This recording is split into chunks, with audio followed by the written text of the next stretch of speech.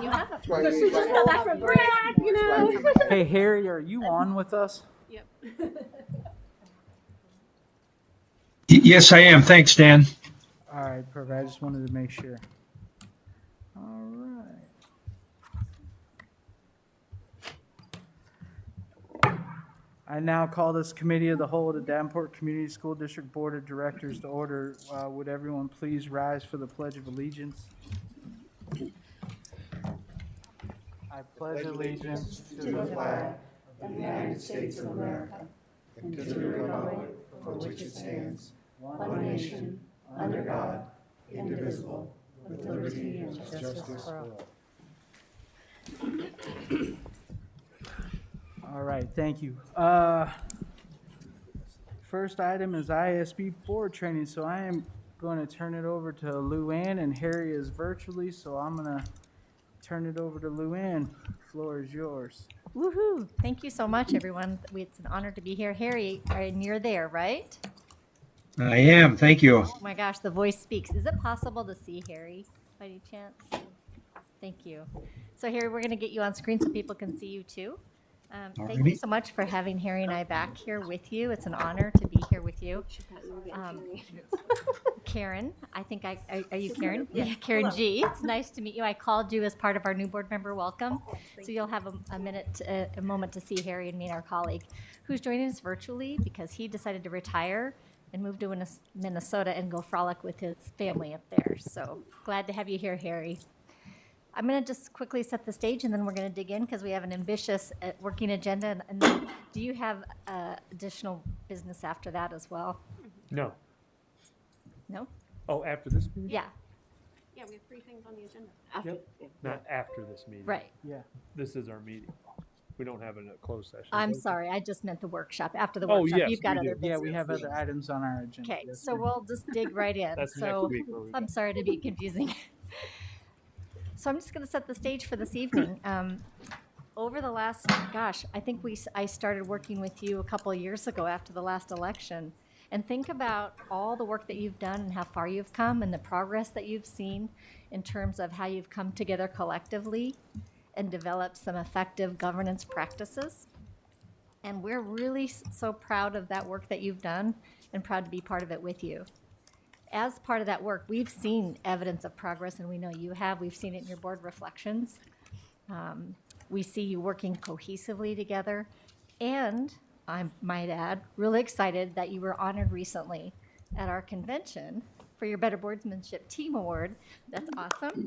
And Award of Honor for your superintendent.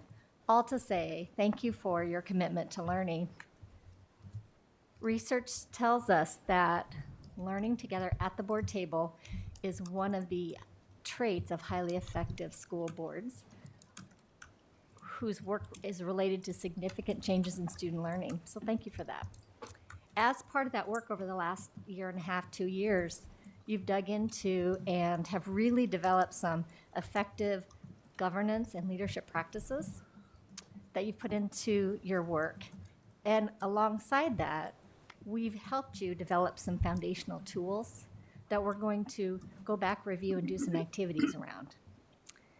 So with that, let's go ahead and get started. Let's take a look at your packet in your folder. Harry, is there anything else that you wanted to add to that? I just think that one other comment is when any team adds one new member, welcome Karen, or several new members, the dynamics change. And so we just want to acknowledge that you're spending time together to shape how you're going to lead, because your team isn't going to be exactly like it was before the election. So we applaud you for setting aside time to do this work. So that's it for me, Lou. Thanks, Harry. Let's take a look at page 1 in your packet. And at the top of the document, it says Government Information Flow Operating Protocols. That's a real fancy word, fancy title. This is actually your work. Remember about 2 years ago, Siobhan Snyder and I came and worked with you. And back then, you said you really wanted just to think about how you communicate as a board team and as a superintendent board team. And we did this activity needs versus wants, if you think back then. And out of that work came a list of communication principles. And after that list, Harry and I dug in, worked with you on a deeper level, and did some activities. And from that work came a drafted set of statements that you have said over a couple different meetings that these look good. So on this page, the protocols 1 through 9, these are really agreements, operating agreements of how you've said you want to interact with each other with communication and information flow for good governance. Now, it's a living, breathing document. It's your document. You can make changes. But just sharing with you the latest iteration that we've updated for you just with the date at the bottom. Harry, I think you're going to, let me just take a minute and let you just skim these 9 protocols just to refresh your memory. And then Harry, did you want to lead an activity now, or do you want to give people a minute to skim those? Yeah, I'd like you to skim them, but as you skim them, I'll repeat the question when after you've had a couple minutes, is just be thinking about or ready to share an aha or at least one insight. In other words, how do these make a difference for your board? And you might want to hone in on one, or you might want to speak in general about them as a whole package. So as you read them, just kind of have that in your lens or your filter. What's an aha or an insight, or how do these make a difference for your board? Thanks, Harry. And Lou, you just give me a signal when it looks like most folks have had a chance to kind of skim through them. Thank you.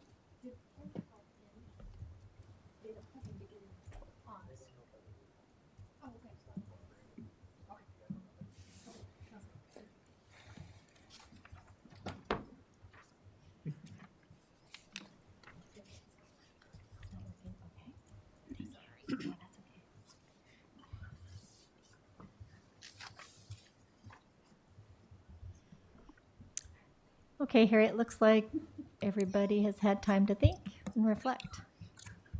Sounds good. And Joe Price, if you can help with the camera being able to maneuver as folks weigh in on their microphone, or maybe that happens automatically, that'd be great. So we're just looking for an insight or an aha. You told us and each other last spring and this summer that these protocols are a helpful piece. So just looking around the room, what's an aha, an insight, or how do these make a difference for your board? And just to make things easier, can you hear me better now? To make things easier, do you mind if we just go around, and can I start with you, Allison? Is that okay?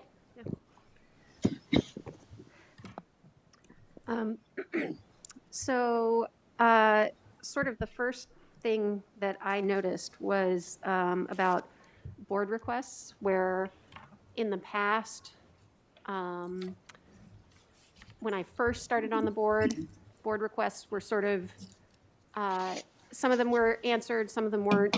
We didn't really know where things stood with a board request. There was no way to track them. And we often asked things that maybe weren't necessarily pertinent to what we were doing right then, because we didn't have a system in place to consider these things, and we didn't have an organized, calendar the same way. So I think the ability to get information that way has been streamlined pretty significantly, and we get all of our questions answered eventually. Thanks, Allison. That's been our observation as well, but it's really helpful to hear you as board members reflect on that. That would be Kit next. Thanks, Allison.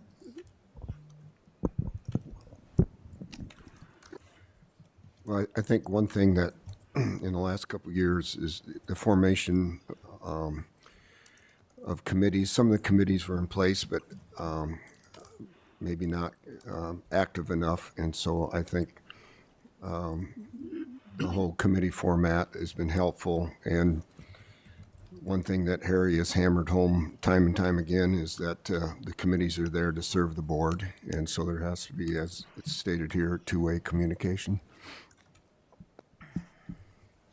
Thanks, Ken. Music to our ears in terms of, and thinking for Karen Gordon in particular, it's not the board serving the committee. It's the other way around, as Ken said. It's the committee serving to help support the work of the whole board. That's nicely stated and good to hear.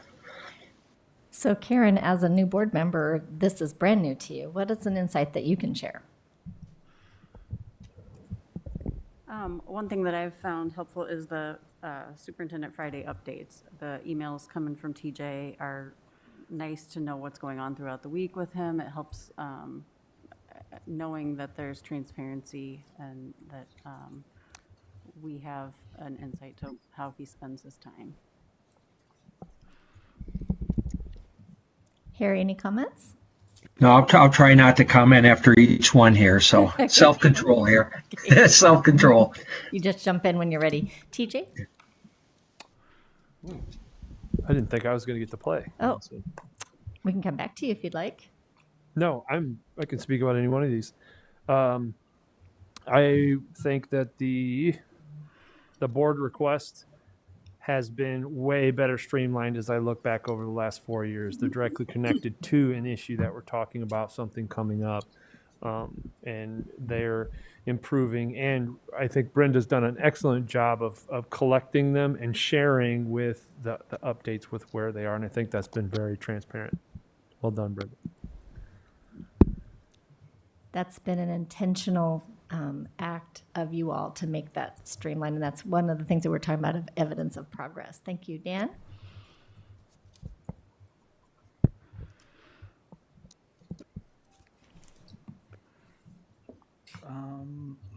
I could probably comment on every one of them, but again, like the Superintendent Friday updates as well as updates from the board secretary, that's been nice when board members come up with something and they're able to share it with Brenda and she can share it out with the whole board. That's something we were lacking for a long time, and it's you can definitely tell a huge difference with that, and it's nice for all the board members to be informed about the same stuff. Thank you. Harry, we're going to go to Linda. I like also as far as the updates go, the updates that we get weekly from Ben as to what's going on in his segment. Those are interesting to hear.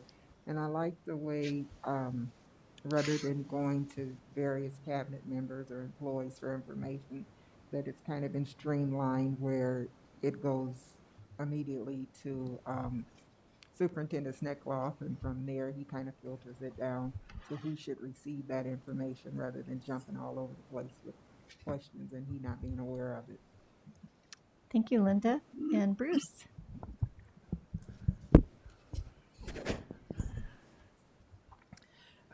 I'd say, though it may not be specifically laid out in one of these 9 items, I think there's been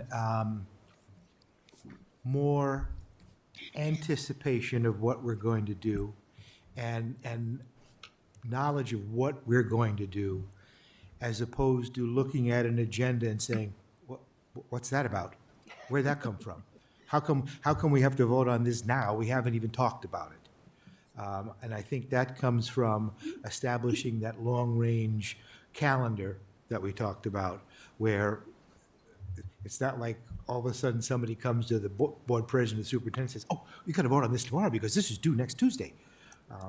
And I think that has been one good procedures. It's been good functioning as a governing board, but it's also reduced anxiety and stress on the part of the board members and the 9 musketeers over there and everybody in general, that we know what's going to be on the agenda Monday night. We know what the action items are going to be Monday night. Now, that doesn't mean once in a while, yeah, something has to get thrown on there. But it's just much more organized, structured, and procedural. I think as you're talking, Bruce, it's planned and proactive. Those are the words going in my mind as you're sharing. So yeah, there's a pattern to it. And Harry, we can see you now. You're a big head on a big wall. Sorry, guys. Harry gets teased about his Charlie Brown head all the time. Don't listen to that man behind the curtain. Okay, and we're gonna go to Karen K. I 100% agree with Bruce. When I came on the board 2 years ago, it was suddenly, here it is and vote on it tonight. I'm like, whoa, whoa, whoa. There was no discussion about it. And anything we talk about now, we have thoroughly discussed. So when it comes to a vote, most of us don't have questions the night of the vote because we have talked it out. Just having this overall protocol ahead of time, again, when Kent and I came on, it was, here's your laptop. Good luck. I mean, we did not have all this laid out for us. And so as a new board member, Karen, you should think, really, this is awesome that you got this here. Even though I'm not real good about number 3, but I'm working on it.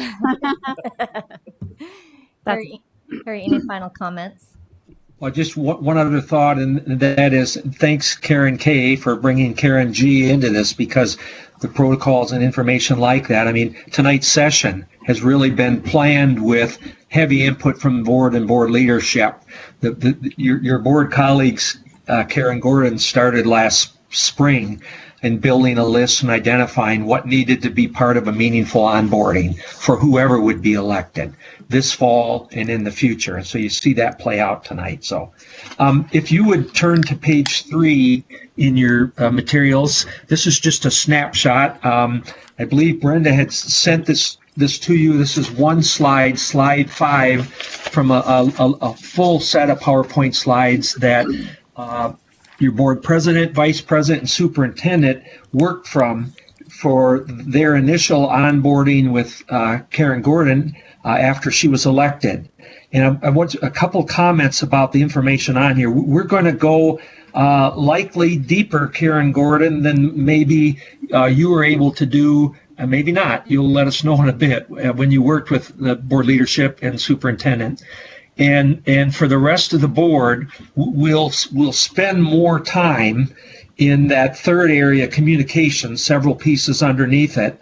We'll touch real briefly on the other areas above it, and then the bottom 4 areas, from the surprises and no surprises down through governance versus management. So we're going to go deeper into those areas tonight.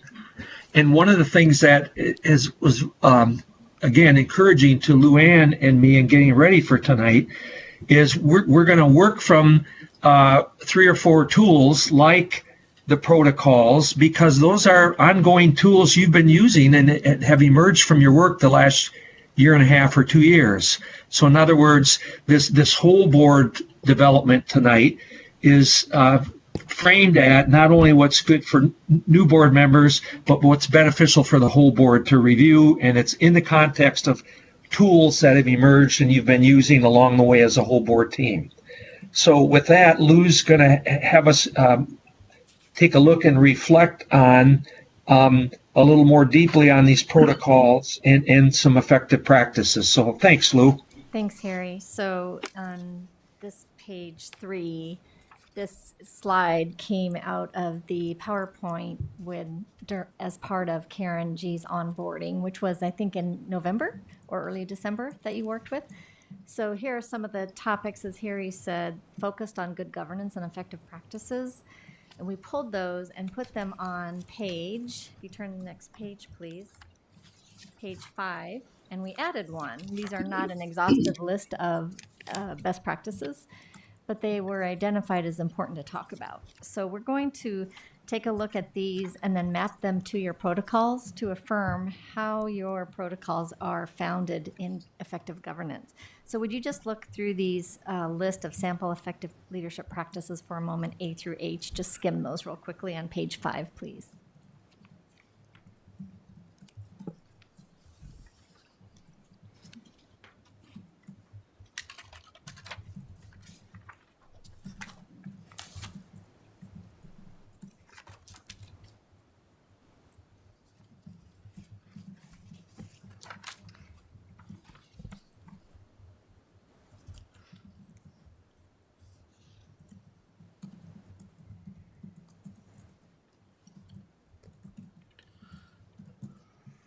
The item that Harry and I added was H, keep focused on district goals, priorities, and student learning. Are you comfortable working in pairs, or do you need to stay apart? What is your comfort level of scooting together? Is it okay? Okay, so we're gonna work in pairs on this, and if one of you has page 5 open and the other flips to your protocols on page 1 and lay those side by side, we're gonna do a quick mapping activity. And here's how we're gonna do it. We'd like you to look at your sample effective leadership practice. Well, let me get you ready for that. Why don't you go ahead and get side by side and put those two documents next to each other. And if you need to work in a group of 3, that's okay too. So one of you will have 5 and the other will have page 1 side by side.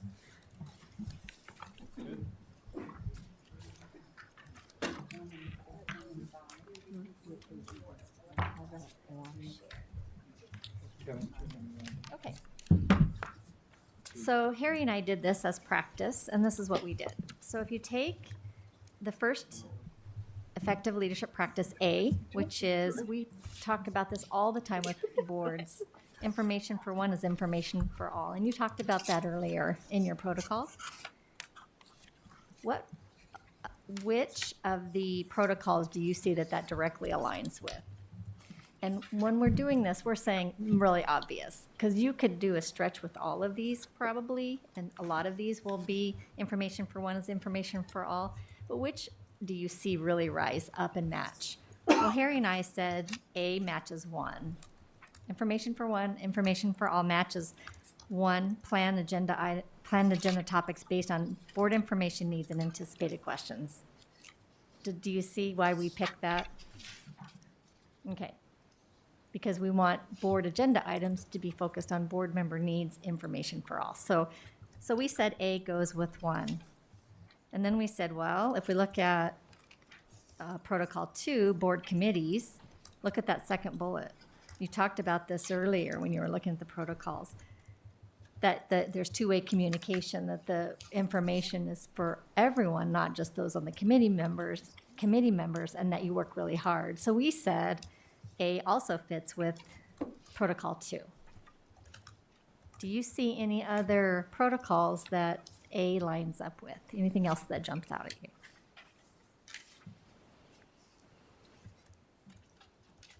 There's no right or wrong answers. I would say number 4. Okay, share why, Dan. Well, if something comes into Brenda, Brenda sends it out to the entire board. So that's information for one goes to information for all. Just like if the superintendent runs across something in between meetings, he'll throw it in a Friday report so the entire board has all that information. Great, thank you. Any others? And it's okay, some effective practices won't line up maybe with just one information protocol. That's okay. So what I'm not going to have you do in your pairs is go ahead and now finish. Let's align the rest of the practices to the information protocols. Again, looking for those that are most obvious. And let's see if we can get this done in about 5 minutes, and then we'll share out. Okay?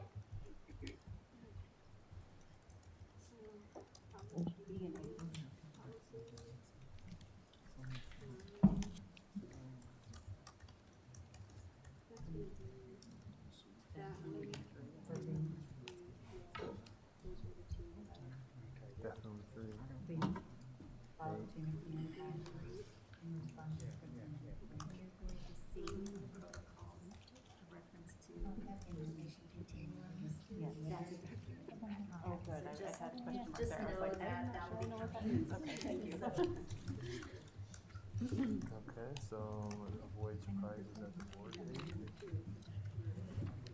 That's agenda.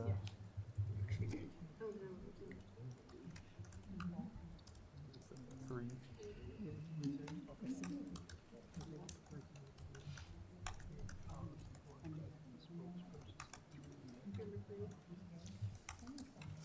Anyone other than the three?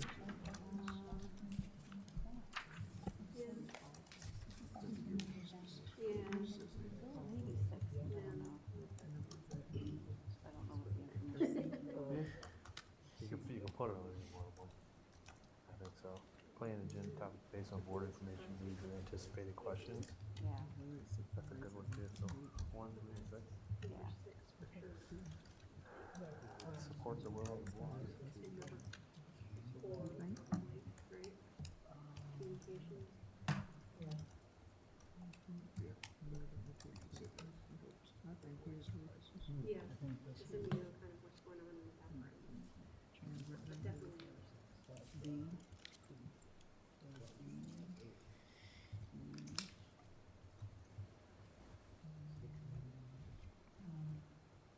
Yeah, I would agree.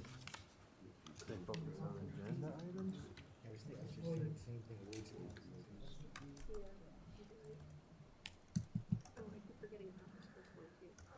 So that actually would surprise me. Right? One.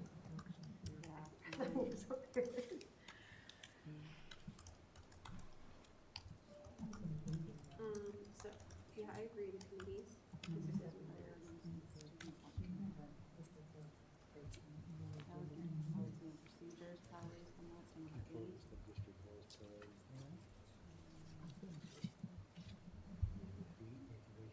maybe, I remember eight, just says follow policy and procedures. Or to support the will of the board reminds me of the presentation. Like, it doesn't matter how you vote on something, but once the vote is made, One. even if you didn't vote that way. You gotta plan the agenda based on Yeah. and follow your procedure, your policies, like you said, your policies there.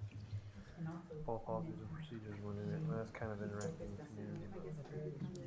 You say follow the procedures, so you gotta want clarify and follow roles and responsibilities of governance and management.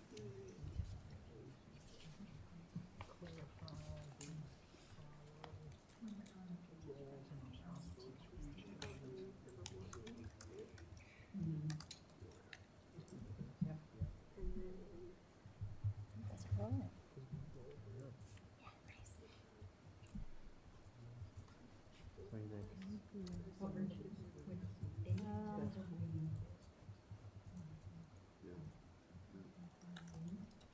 Three. Yeah, it's the information. Good.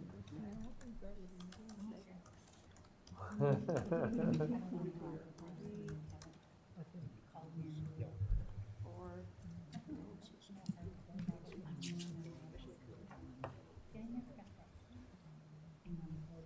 Three and four for sure, I'm not sure about the Good. Item G, keep focused on everything.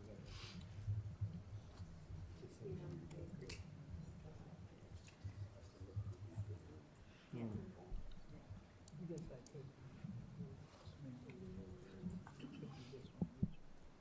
agree. So what about?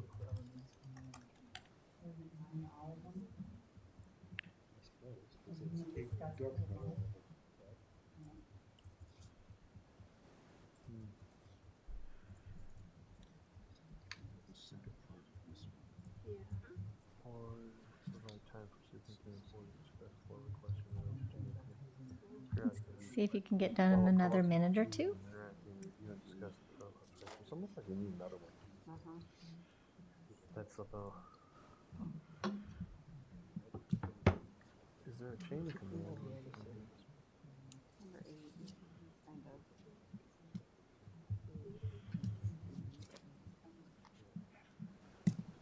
I mean, it doesn't explicitly say chain of command in it, but there's policy and everything.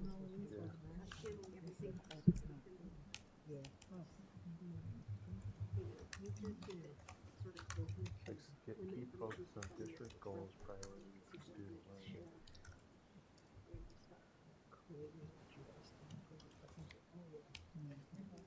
It's almost like there needs to be one that.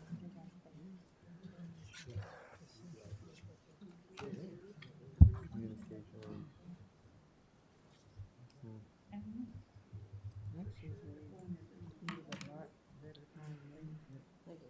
I feel like the Davenport information as well as protocols all operate on the assumption that we're doing it for our goals, priorities, and student learning, but it's not explicitly Yeah, that's exactly what I was thinking. Like it's almost like it needs an introductory sentence that all of these are under the assumption that.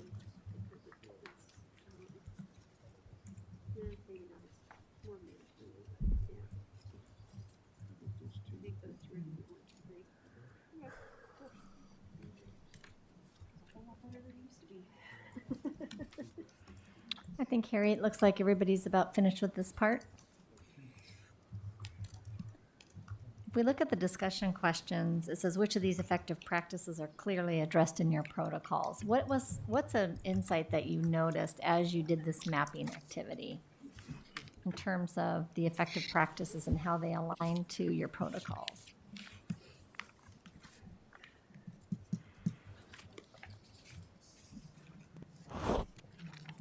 TJ? I think Karen G had a very good observation. Karen? Sorry about that. Yeah, thanks for putting me on the spot there. I noticed that our Davenport information flow operating protocols seem to operate on the assumption that we are focused on district goals, priorities, and student learning, but there's nothing that explicitly says that, so we should probably add something so that it's explicit instead of implicit. Okay. Harry, did you catch that? It sure did. Thank you. Music to my ears. That's a great insight. And that's an example of how this can be your document. It's not ours, and it can continue to grow and improve over time. Any other insights in terms of the crosswalk and how your protocols are founded in effective practices?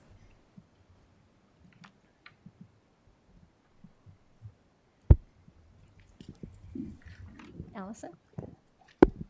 Well, one thing we noticed is that, or when we mapped it together, the effective leadership policy C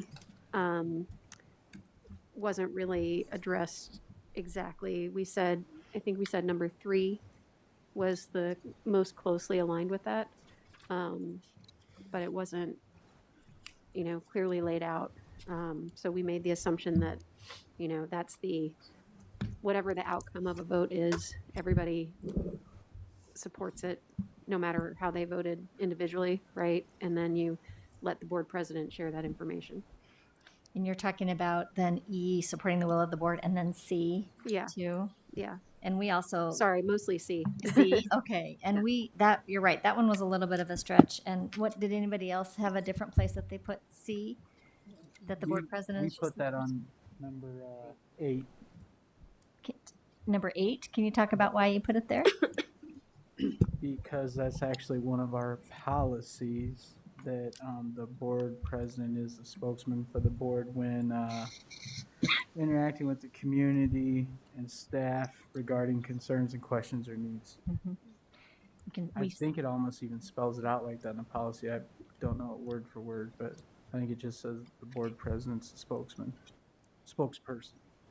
So 8 can deal with not only the chain of command, but also who's speaking on behalf of the board. So we just did this activity just to show, again, how the effective practices align to your operating protocols. But we'd like to just look at the last question now and think about what are some next steps to ensure that these protocols become embedded in the way you do work together, that it's not just a document that Lou and Harry bring and we talk about every now and then, or it's something that you revisit every 6 months, but how can you ensure that these become a habit of practice? I know in the effective meetings that I'm in, they're discussed at the end, kind of like what are your takeaways. So if there are actually norms, then maybe they're discussed, or if there is something that needs to be brought to the attention of the board president or myself or anybody, really, it can be discussed. Thanks, TJ. And I like the notion at the end where it says discuss 2 times a year, are these fitting our needs? I think that's one of the ways that we can do that. I think that Karen's example is a great example. So actually carving out in your board development calendar, putting this item in there twice a year, and then revisiting it and thinking about are there any revisions to it? Great. What else? Other ideas? I think, well, all of us were all in the same boat at once. You got a laptop, a book of Robert's rules. No one ever went over anything with you, and a completely different board now than it was. And I do like when we do the partnering up on some of this stuff because it helps build rapport and relationships with board members as well. But then, and you kind of get to know people who you got to work with and set with and everything like that. I thought, and I would love to get Karen Gordon's feedback on the onboarding process because it was the first time we'd ever did that. I thought it was pretty neat, and I went through that myself, and I remember Director Kleinjerome bringing that up also, and then we took a lot of that stuff in account. I think we spent like 3 hours or something going over that, but it was very in-depth, and you could kind of have a one-on-one and go over everything because all anybody ever hears is what's on, social media or in the paper or whatever. No one really knows how boards operate and things like that. So I think when we're doing these workshops and things like that, that helps a lot as well because none of this stuff was in place, and I kind of feel that we do it not even thinking about it now because we've done it so much and we kind of came together as a team and a board doing all this stuff. And with everything we've been through, I think we've came a long way from where we were. So I think I do like the doing it twice a year. I think that's a great thing. I'm glad we were able to work it in now, especially having a new board member to kind of do that. So,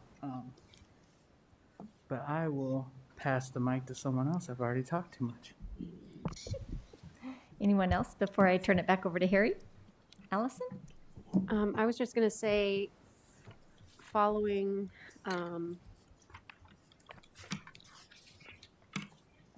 protocol number 1 in particular, by planning the agenda, we make sure that we, even if it's, I've noticed that like the board reflections, it's written in the agenda, but we're at the point now where usually, somebody reminds Dan if he forgets to say it's time for board reflections, which almost never happens anymore, and so having the agenda planned the way it is with few surprises, I think will help us continue making sure that we're sticking to these types of things. Thank you. Harry, it looks like you're about to speak.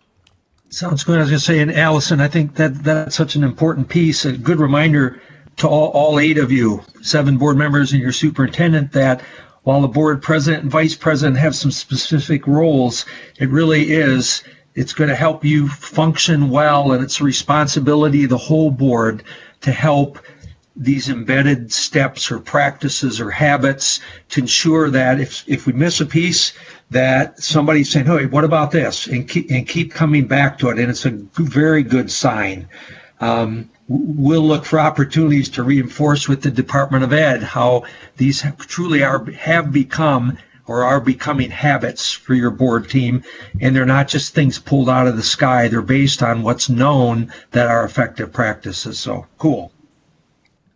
Anything else, Lou, or we'll slide in the next section? No, just that, sorry, I didn't mean to yell. Just that, just that there's an idea, a suggestion about it, adding another item. So we can add that too, or you can do that yourselves and we'll touch base on that. Thanks. Go ahead, Harry. Great, thank you. If you would turn to page 7, and whoever it was that said a couple of minutes ago, I think it was Dan, that it's helpful to work with different groups. So I'm going to ask one person from each partnership, just take your packet, and Lou, do they also have that one separate handout as well? Yes, There should be a handout that says mini scenarios up toward the top. So take your packet and your mini scenarios separate handout, and one of you from each group rotate one group. Lou, you figure it out, clockwise or counterclockwise. I'll give you 30 seconds to get moved to a new partner. Let's go clockwise. This way. One person rotate one cycle, one group.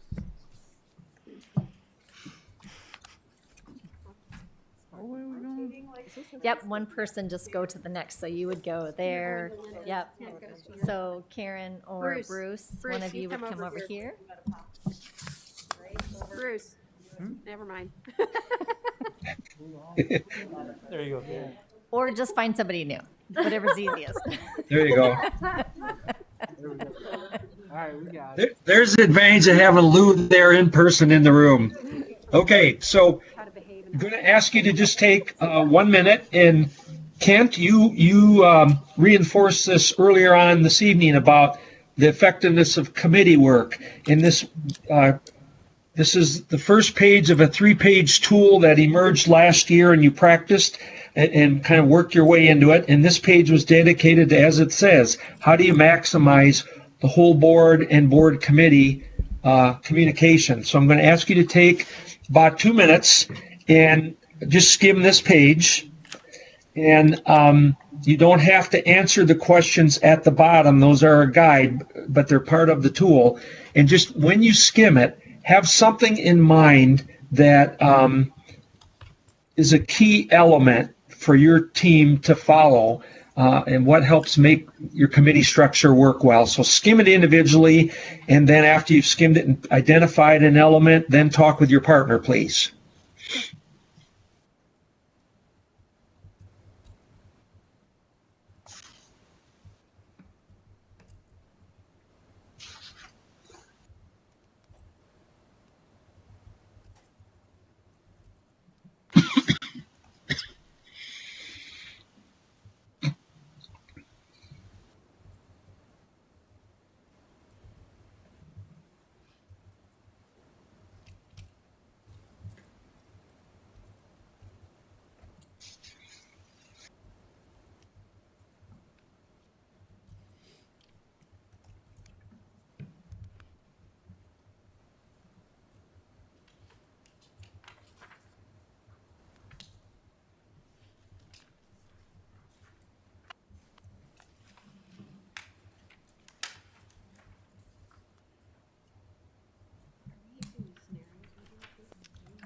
No, just the.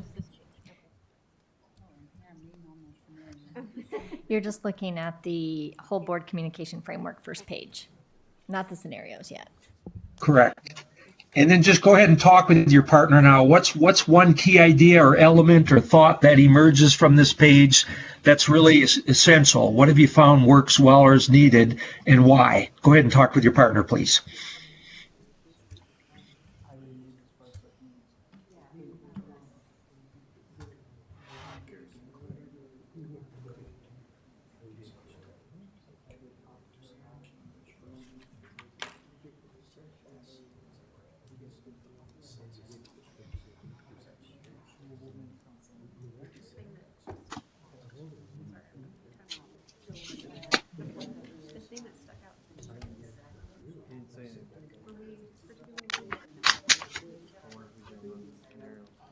I think anytime we get a cadence, that's where I think it's really. No, I'm just not. Yeah,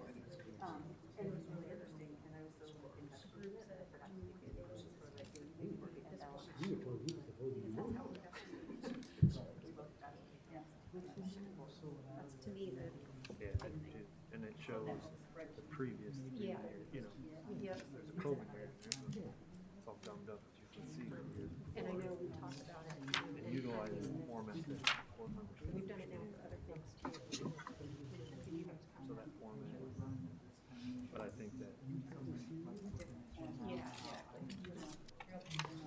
Yeah, exactly.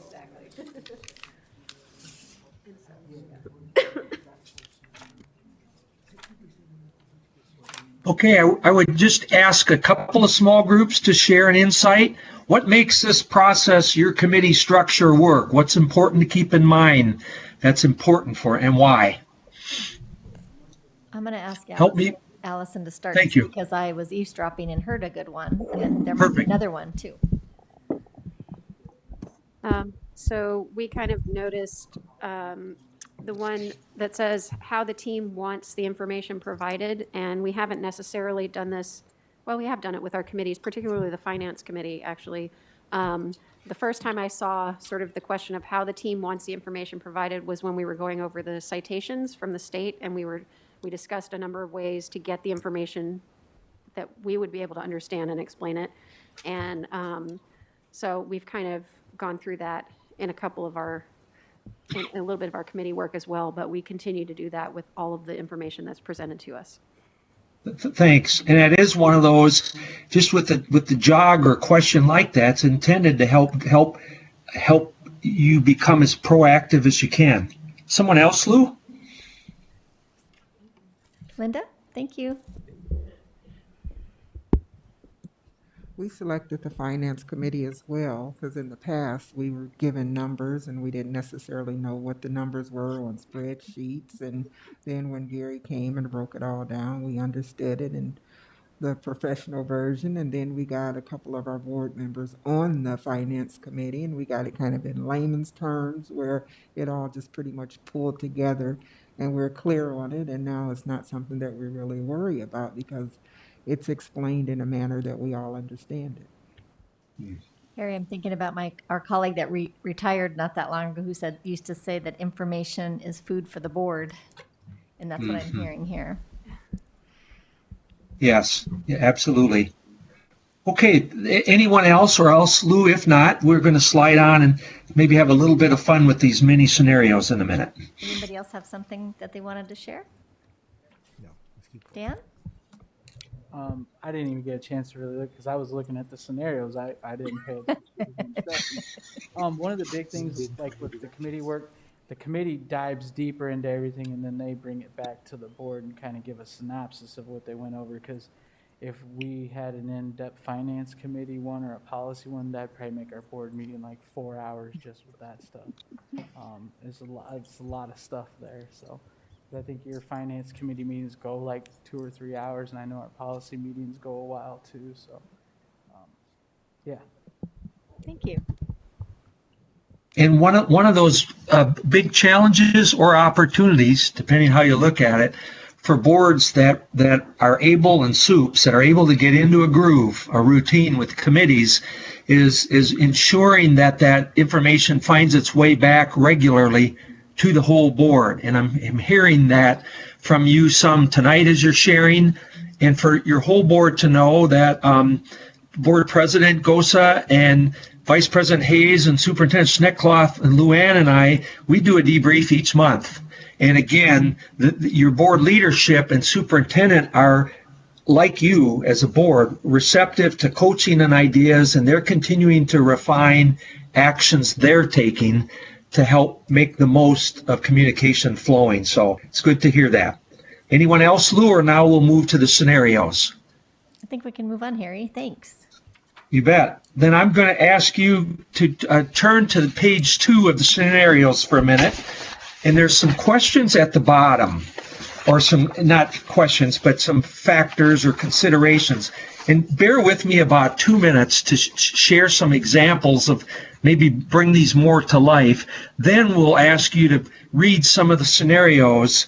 And the end game with these little mini scenarios is be asking yourself, what are a couple of important things to remember, or a couple of cautions as individual board members are desiring more information and gathering more information? So we want to use these items on the back page of this document to be a lens for you to think about. What's this mean for us? And what are some good cautions for us to keep in mind? And again, the scenarios are exaggerated some, etc., but they're all based on things that Lou and I observe happen in board teams all across the state.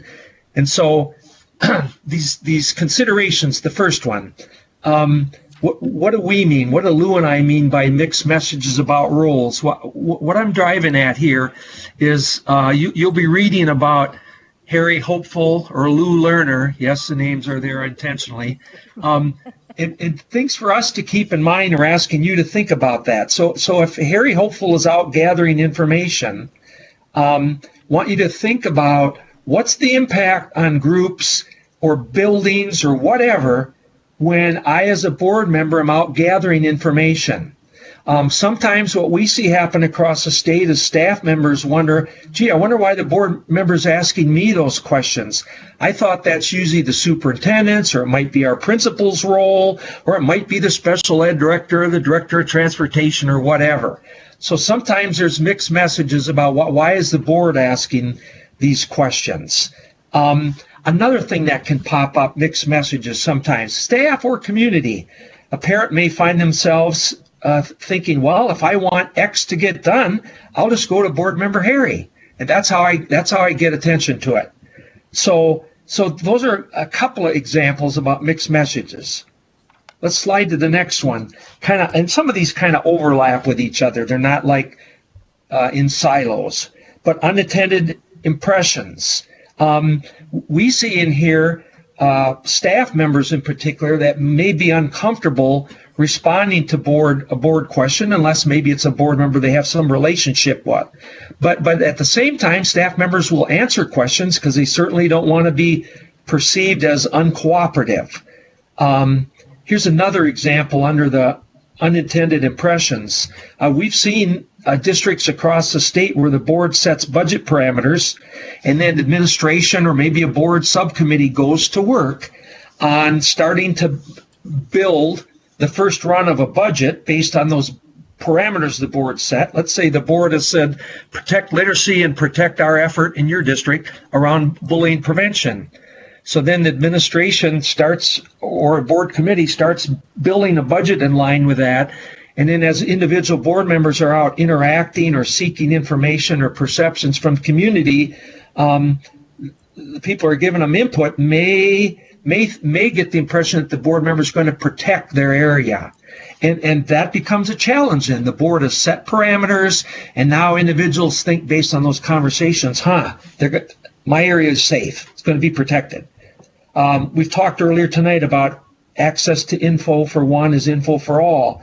So if Luann Lerner is out gathering a lot of information, but the other board members don't have a schedule, the time, whatever to do that, you just get some inequity of information, and that's a challenge. These are not reasons to gather info, but we are raising the flag on things that will help you and other boards to keep in mind. The fourth area, building versus district view of considerations. You know this. It's easy for respondents you're talking to believe or perceive that you agree with their need or desire. Well, what about when that conflicts with maybe the greater good or the beneficial of the district benefit of the district as a whole? Again, when you think about committees, whether it's administrative or board committees, starting to work on some priorities, but as individuals are out, board members gathering more information, that may come into conflict with what the committee is working on, and it's just an area to continue to pay attention to. Last couple, perceptions of the whole board versus individual board members. You know this. As a board member, you bump into this all the time. You don't lose your right to speak your individual thoughts, but people make a lot of assumptions about is Harry hopeful board members' comments reflect the will of the whole board, or is that just his or her thinking? So making that clear to constituents and staff members is so important. Whole board committee information flow. Again, an individual board member may be gathering info that's out of sync with the planning that the committee's doing. And so, again, confusion maybe or uncertainty out in the community about, or in buildings, where are we headed here? The last two, this is probably the key from our vantage point, ours being Lou and mine, is you're going to hear things when people come to see you, or when you're seeking information from them. And it's having a robust discussion as a board. What's the impact? What's the best way for us to share that information? And reminding ourselves, once it's said in public in a meeting or on camera, streamed, televised meeting, it's really hard to take that back or undo that. So what are the effective ways to share that information? And lastly, we see all over the state, superintendents are supposed to be providing the day-to-day, along with the board, the long-term leadership for the district. They're a key cog in that information flow. And yet sometimes the superintendent may not be in the loop about what board member needs are for information. So again, it's hard. It's going to limit the superintendent's effectiveness or even board leaderships to provide leadership if they don't know what the information needs are. So again, the more effectively you can communicate that, the better. So enough, Harry. My 2 minutes turned into about 4. Here's what I'd ask you to do with the scenarios is there's 3 or 4 stems or little mini lines underneath each of the 3 scenarios. So Linda, you and your partner just read scenario 1 and then pick 1 or 2 of A through D and just read a couple of those. And then move on to 2, Lou Leader, and pick a couple of the shorter stems underneath Lou Leader. And then the same thing with Tammy Thoughtful. And as you read those and talk about those with your partner, the overall lens or filter is, what are a couple important considerations or cautions when individual board members are needing more information or seeking more information so that you can make good decisions? Lou, what else would you add or clarify in terms of directions or thoughts? So you want each pair to read each of those sets of scenarios. Yes, and then just a couple of the A, B, C, or E, F, G under each one. They don't have to read all 4 of them. Okay. Just read 1 or 2 under each one. Okay. Yep, that'll give them enough of a sense that then you can have the more important discussion. What are a couple of good considerations and cautions to keep in mind when we are in need or desiring more information as board members and find ourselves gathering that information? Thanks, Harry. You bet. Thank you.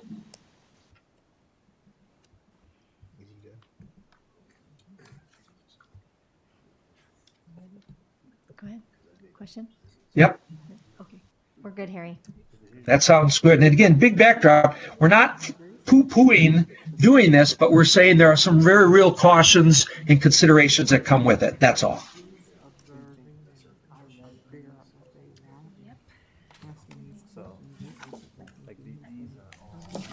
That's it. You have to be careful because people think, oh, wow, this will fire up. These are okay questions to ask. Art teacher, they're finally going to give kids every good. This is going to make them think they're finally Are you gonna give us Well, no, that's it. See, you have to care. That's where I'm doing this. in this. It'd be helpful if I knew if you made a difference. This one I can't go get it. is You have to couch it. where information Most times, gathers, but there's you don't have to, you don't have to. doesn't go all Click on it. that has sometimes to do with And actually, that's even easier. You go, oh, right, this is nice. And then you say, well, have you talked to so-and-so about it? Have you talked to them about it?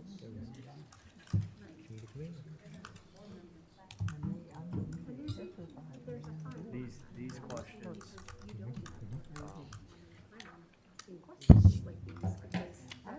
Sometimes that happens with, secondhand thought? you know, Yeah, there's that, I kind of put her really in influence your parents in the community, and they call you, and it's like, what are you doing about it? But I think one of the things that mixed message we also. have a clear picture. I think she could probably go somewhere else too. This is why we're choosing to do this. So I think information is really important. The other thing about this scenario is just that, and we talk about all the time, that conduit. When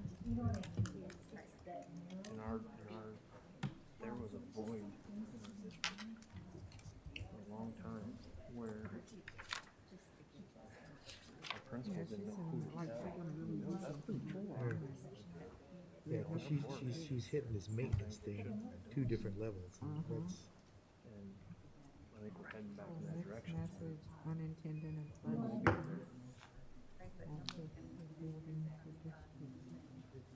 Blue leader as PTO leaders, I think class size conditions. Well, I think they would do a combination of the first two. And what we want is sort of, I mean, short of them doing a service, you don't, get a little owners if you don't you know? I up mean, maybe front, that's a way for feedback for some people, I think. secretary up. I'm just looking for some information. And avoiding some I of these I can't, issues. I'm one board member, I can't do anything about it. Would not feel comfortable. So give me, it's like, give me bullets, so in this conversation, I know more than what I'm being told. That's the push-pull. You know, especially this, we went with what we were told. Yeah, but I think about, Yeah. I think this one's trying to aim towards the building versus district, narrow versus wide. So, you know, that's why it's important to have an overall view. Here's what we believe. Drop off show. Like, I find it funny though, because we built a beautiful drop off in Madison. Go back there and watch it. Get a new horse and ride it.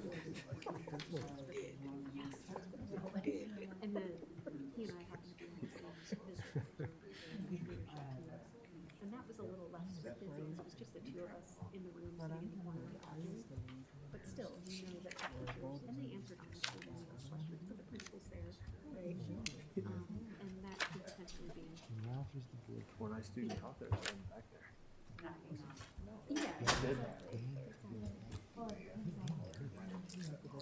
I think they had the property back there, but when I student taught there, they had an agreement. What is that? Is that a nursing home? So they let people go there. Or something back that direction. And for me, I really just want to see what it's like. I mean, it's been a long time since I've been back. Yeah, I think that's more of a narrow versus wide. You know, for parent visit days. I didn't read the last one. Yeah. I can see he's grown into the job. He's grown into it. Yeah. Yeah.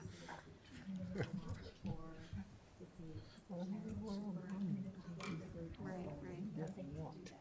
Right. And then he devoted 100% of his time to getting rid of Kabelsky. Regardless. Kabelsky could have walked on water and he would have said, nah, not interested. Yeah.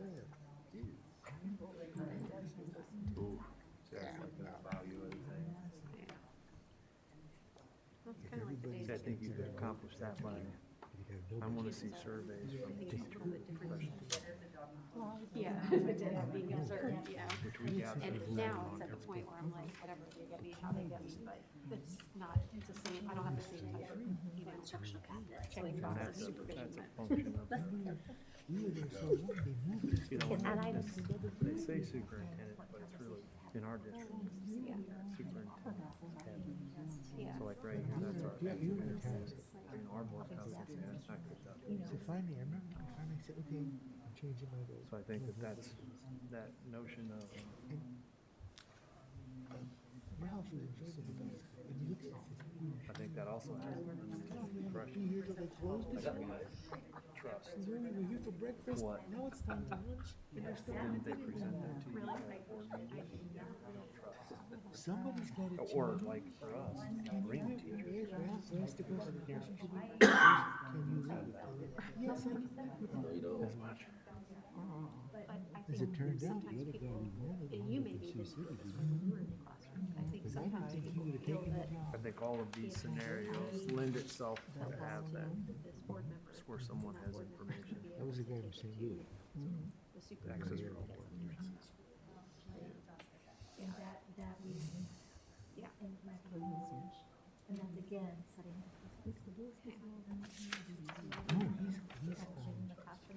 No, he's in Virginia. Virginia School. And that's when I initially glanced at it, I was thinking, And he's not in principal. He's in he's I remember my first, and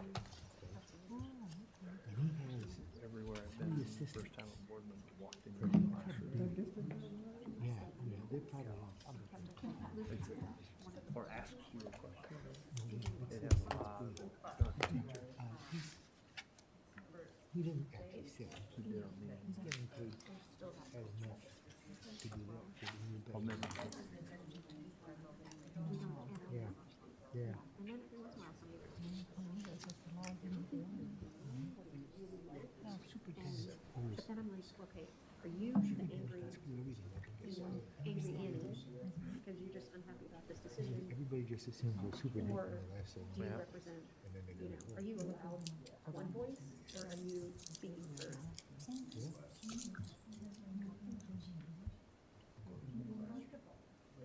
That too.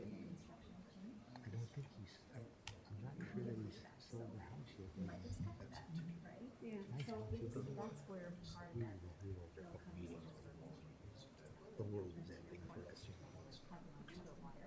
Nice place. Right. But being really thoughtful of those others. Let me just do a quick check. Just a quick check. Do we need a couple more minutes? Very disruptive. Especially Thumbs up? We're good? Harry, I think we can go on for the conversation. Great, thank you. So looking for a couple of folks to just weigh in, so you hear insights from somebody other than just your own pair. But what would be a consideration or a caution when individual board members are desiring more information, gathering more information to help inform their decision making? What would be a consideration or caution to keep in mind?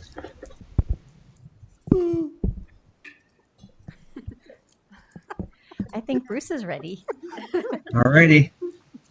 Thanks, Bruce. I think in almost all the scenarios, I think it's important for the board member to not present themselves as you're going to be able to do anything, but that you're one of 8 or one of 7, and that you're looking for some information, background information, but you're not making promises, you're not representing the board, you're just an individual board member who's curious. Makes sense. Good. That's a really helpful insight. Thanks, Bruce. Somebody else, what's another good thing to keep in mind? Dan, go ahead. I think one of the things that came up in all the scenarios, make sure I say this the right way. No matter what building you go to or they're going to advocate for their building or their whatever their background is, because that's their wheelhouse, what they know. And when you advocate for this, it takes away from that, and you don't know different things in like some of the scenarios where like maintenance needs in buildings. Well, if you do something different, because we did kind of go through that with some stuff with our previous long-range facilities plan, and then you pull away from other things that were already scheduled to happen, and then there's like a domino effect with things like that. But again, everybody in every building, they're going to advocate for their building, because if they don't advocate for their building, they probably shouldn't be in their building. You got to be an advocate and a steward of your building. So. Yeah, it's just a helpful insight there. As I'm listening to you, Dan, is that just reminding folks as we talk to them that we're responsible as a board for looking at the district, the needs across the whole district. So yeah, that's good. Anyone else, Lou? Karen G wants to go. Go ahead, Allison. Well, I think one of the things that I noticed about all of the questions were that they're fairly leading. They weren't just making observations. They were, specifically asking, is this adequate? Is this enough? Rather than phrasing it in terms of, how does this work for you? Or, tell me about, your reading program or something like that, right? Where you're inviting input, you're not leading with a question where it looks like you're trying to find something, right? Yeah, that's really helpful, and that has good implications for even when we're at the board table as board teams. What kind of questions are we asking, and how do we tee those up? Really helpful insight. Yeah. And then one of the other things we talked about was how, as board members, when we do visits that are scheduled and have multiple people visiting or something like that, we're getting sort of the those people are going to be on point that day, right? Because they're getting observed. And it's really hard for us to know if that's an accurate depiction of what's actually happening in a classroom. If, like, for example, the principal's not going to pick the person who delivers this lecture the worst, to have observed that day, probably. They're probably going to find the person who's most gung-ho about whatever program it is, right? And so we kind of discussed about how it's hard to get that accurate picture of what's going on in the classrooms when, the people that that we're given as observations are probably going to be sort of the positive side. And then there's always that person who pulls you aside or sends you an email or something like that and says, hey, listen, this isn't really how it is, or this isn't working. And how do we know whether that person is one loud voice or fairly representative of a lot of teachers, right? And so we didn't have an answer, I don't think. So it's a fine line that we have to walk. Sure is, and it again, we won't resolve that tonight, but that whole dilemma of how do we, what's it take for us to build a culture where we can speak openly in a way that it doesn't have to feel like, well, are we getting the whole story, or is it just folks putting the best foot forward? How do we build a culture that it's reasonable to talk about things that might need some work, and that just takes time. It doesn't just happen in one swoop. So thanks for your observations. Okay, Lou, anyone else, or we'll move? Yeah. Kent, did you have some comments to make? Yeah, I just think when I've made school visits, the staff is very appreciative, and many times it was commented on that it was a long time since a board member visited their classroom or visited their building. And so both from the principals, the teachers, and staff, I think they're appreciative of that.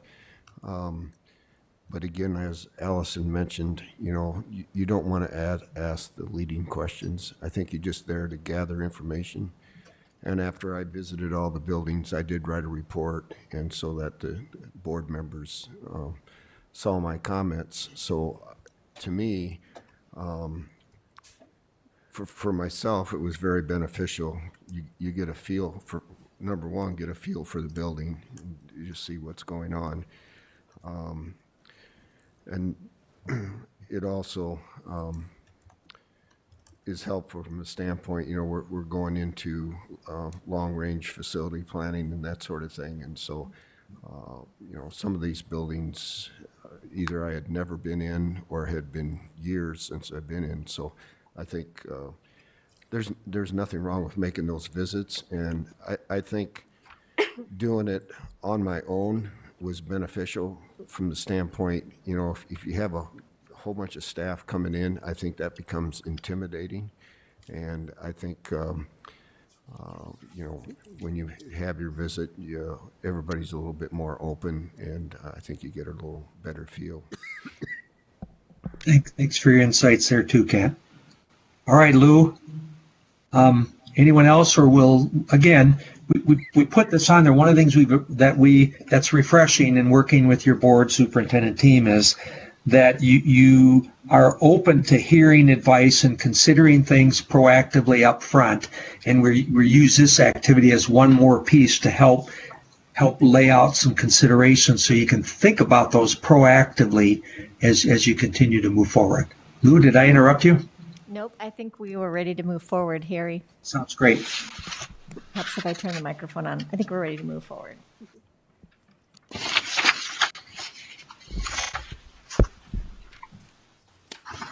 So were you going to do this next part, Harry? Or is No, the responding to concerns. Okay. Yeah, I'm expecting that one in your lap, but I can. Nope, that's fine. I didn't know if we were going to move to doing the sample questions, but I'll take the next one. Oh, got it. Well, I sure can, Lou. You want me to do that now? Yeah, Yeah. don't you? It makes sense. It's right Yeah, there. it's probably in order in the packet. That's good. So I need to get turned to the right page here. Page 9. in your materials and would just ask a team member to help me set the table and refresh everybody's memory. So a year ago, last fall, what I recall is your board as a whole and board leadership said to Lou and me and to Patty Schrader at that time and Siobhan, what kind of questions should we be considering during board meetings? And that really led to some work on our end. We brought some samples, shared them with you, did some refinement on them, and that led to this tool.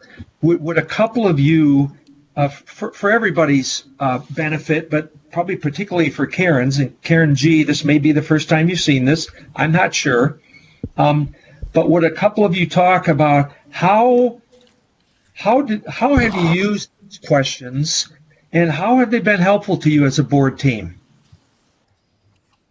And Jay, same thing as a superintendent. How have these been helpful to you and your staff? Well, I think the first thing is if you begin with the end in mind, we've been trying to purposefully load these inside of our presentations, start with them in our presentations, during the planning sessions in our presentations. And so knowing the things that the school board's going to ask us really helps us load. And you'll notice that we have a predictable cycle for data and a predictable cycle for how the data is presented. So I think that has been probably the most helpful thing to us. As our new cabinet came together, this was really, really important tool for us because it was predictable. And I think the word cadence comes to mind because it gives us a cadence and to follow. So that's how those questions have been beneficial to the administration and staff.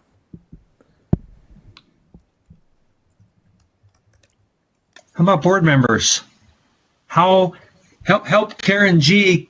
capture a sense of how you've used these questions and where they have or how they've been beneficial or not to you as a board team.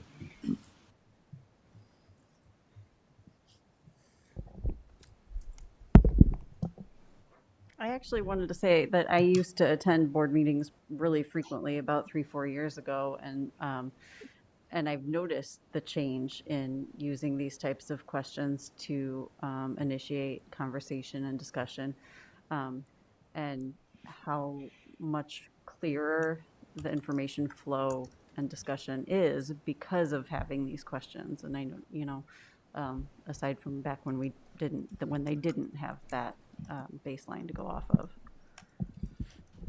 That's encouraging to hear, Karen. Thank you. And by the way, and I would defend these out to the ends of the earth. These are robust, board-centric, appropriate questions. They are questions from the board's perspective that a board ought to be asking. And I'm equally, and Lou and I are equally encouraged by your superintendent embracing these questions and saying, yep, these have to be at the forefront, these kind of questions, because they help keep our district on course. Anyone else?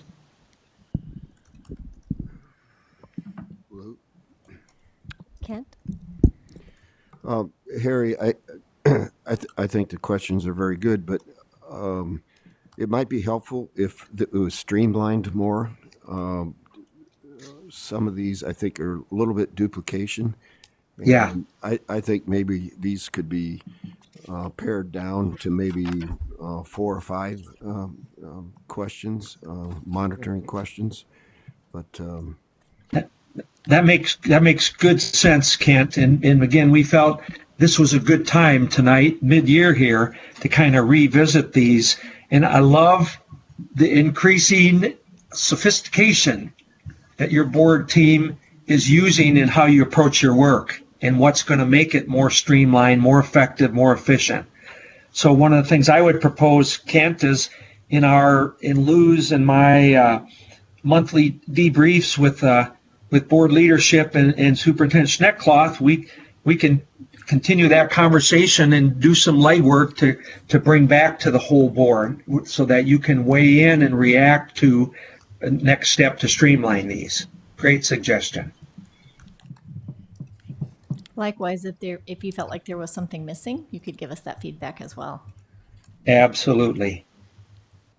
Cool. Okay, if there's no one else, Lou, if there is, they can jump in. If not, let's move on to the last piece or two here and wrap up.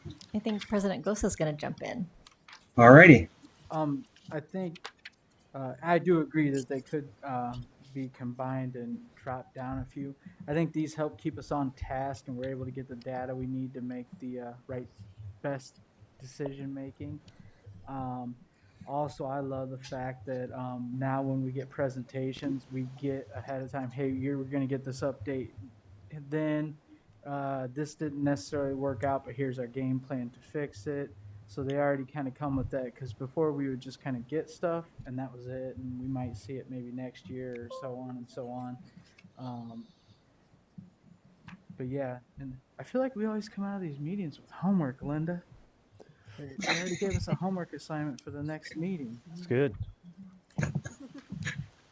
I can't apologize for that. So good. It's good. It's good stuff. As to think about the conversation tonight and others you have along the way, there's a real strand of being proactive to those, and compare that with what we've heard you reflect with about in years past, what you spent your time at the board table doing.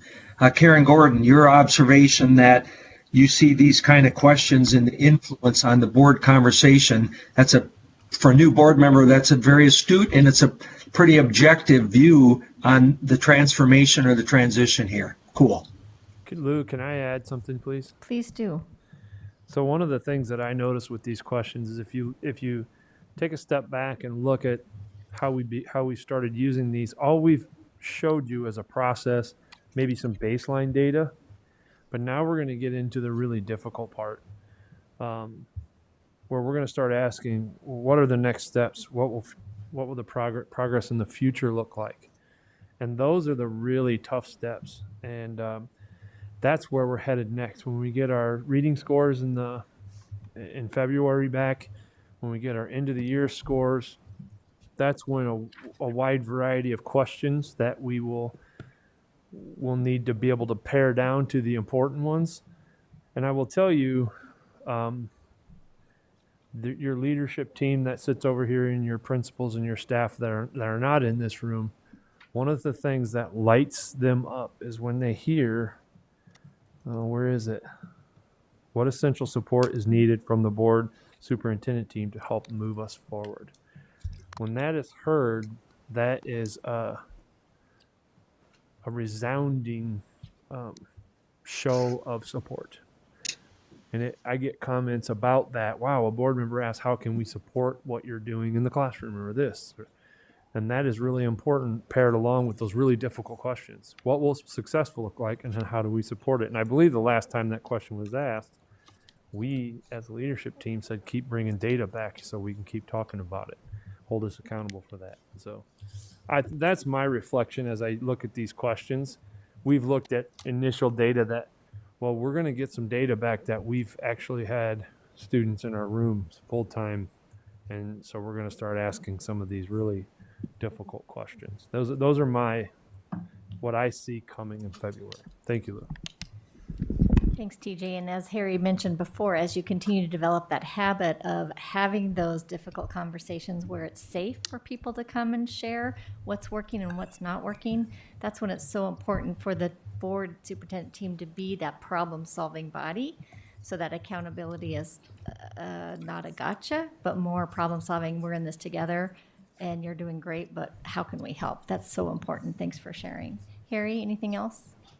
I think TJ, as you were talking, it made me think just about the concept that it takes a balance between pressure and support, and they both have to be at play. All or mostly heavy pressure and inadequate support is going to be problematic for organizations.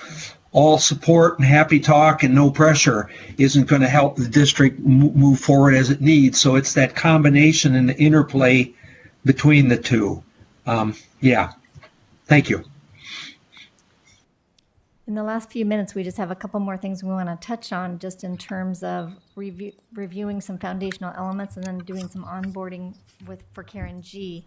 Let's turn to page 13, which is your policy on chain of command for complaints. I believe we looked through your policies. This is the policy that you have. You don't have any others, and the policy person is shaking her head. Yes, thank you, Allison.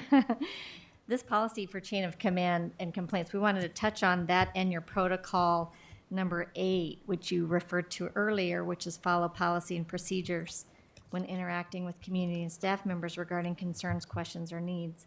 This is really important, and this is one of the, when we get requests for board workshops, this item rises right to the top where we get questions from board members or issues. This is one, and oftentimes it's because the community doesn't really understand the role of the board. It's a mystery, and so we want to just talk for a minute about your policy and how your policy can help you. But if you look at your chain of command for complaints, policy 903.19, and take a look at that first sentence. It says the board recognizes situations may arise in the operation of the school district which are concerned to parents or other members of the school district community. What's that tell your community? You're not perfect. It's okay that you are in continuous improvement, and it's okay for them to come to you. However, let's take a look at the first sentence in the second paragraph. The board firmly believes concerns should be resolved at the lowest level of those individuals closest to the concern.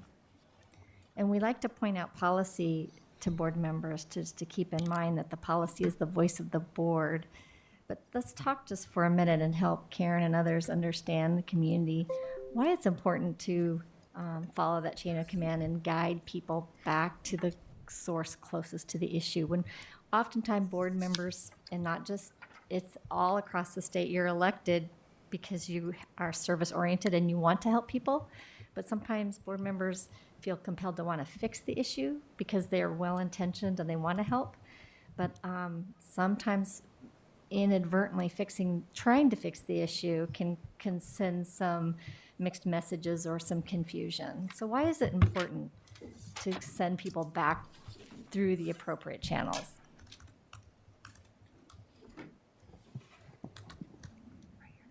Allison? I think in a lot of situations, the board member doesn't necessarily know the whole story. They're only hearing one side of the story, and so it may not be appropriate for them to respond. Absolutely. You're only hearing one perspective, and the person closest to the source of the issue is going to have a lot more information. Thank you. What else? Why else is that important to make sure you send the person and don't try to resolve it yourself?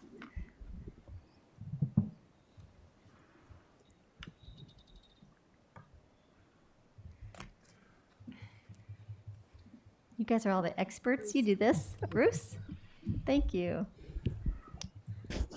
I think the other thing is you want to be careful that you're not in a position where you would appear to be undermining the authority of whether it's a teacher, a building principal, a director, or whatever. Absolutely. When I was a teacher, if somebody would not have come to me directly, but instead went to the superintendent or a board member and didn't give me the opportunity, and if that person tried to resolve it, how does that make your staff members feel, right? Any other insights about that? TJ? I've often found that the best people to solve the problem or issue or concern are the people closest to it. And the chain of command is there to ensure that happens. And also the second part is that when you create a conduit to the top, you usurp all of that relationship building that should be taking place. And that's a huge component that's really important to schools, is you can't, not everything is roses and sunshine. And so where relationships are built are in difficult times sometimes. And so from there, you can really learn to understand one another, and that happens at the level closest to it. But that's the reason why there is a chain of command, because if it isn't solved, then you can keep moving up the ladder. Then there's a system and a process in place to continue up. What questions do you have about that for one another or for TJ? sometimes, TJ, we hear board members ask, when do I come back to you? You know, you don't need to hear every single little concern, but have you had time to talk about that of when does it need to come back to you, or do they, you know? I think we're developing that as we go. Anything that's going to rise to the board level, we try to send out a communication right away. And I think our board members do a wonderful job. And I think the pandemic taught us that, like, they get bombarded every single day with emails. And I think they if we're really in sync and they have the information, they'll respond to it. If they don't, then and they know what the rest of the board will say, then they don't respond. They send it to us, and they have us respond to it. And I think our board does a really good job of communicating with parents, sending them back to that chain of command. And it's just a really good reminder to do that, because that can get out of whack like that. Social media has changed that game. Hey, call so-and-so, they'll get. Thank you. And Karen G., sometimes we see that the new board members tend to be the ones that people go to because they see you maybe as an avenue to solving those issues. Any other insights from anyone? Or Harry, any other insights, comments? Karen? I do have a question. So, I know you don't know this, but I worked for the school district for several years before joining the board. And there have been concerns from parents and staff members that the chain of command in certain situations is broken. And there are bad faith actors in certain positions. And so you can't ever, there are certain situations that don't get solved. So my question is there a way that we could provide mediators for situations so that there is some neutral party that is ensuring that both sides are actually being heard and moving forward on a path that is productive and gets resolved? So for example, if there's a parent that's not happy and they're talking with the principal, can I just give that, you mean like that as an example where, I mean, I'm not asking for a certain situation, you're asking if there can be somebody else there to help make sure that this situation gets resolved? Sure. Yeah, whether it's between a parent and a principal, or a staff member and a principal, or a principal and their superior, or you know, wherever in that chain of command. I think having a neutral party there would give people in the community and the employee pool like an assurance that we're really doing the best we can for everyone. How would you like to respond to that, Dan or TJ? I think Dan? I've knocked this one out. I've had this happen a couple times. What I always tell people to do, whoever it is, so say it's a parent with a teacher, to email that teacher with their issue and concern. If that is not addressed, the next email goes the teacher CC'd the principal. If that still does not get addressed, the teacher, the principal, the ILD, if it's still, which it should never go that far, if it still doesn't get done, the teacher, principal, ILD, superintendent. And then if it still doesn't get done, you email and CC a board member on there, and I bet you get an answer like that.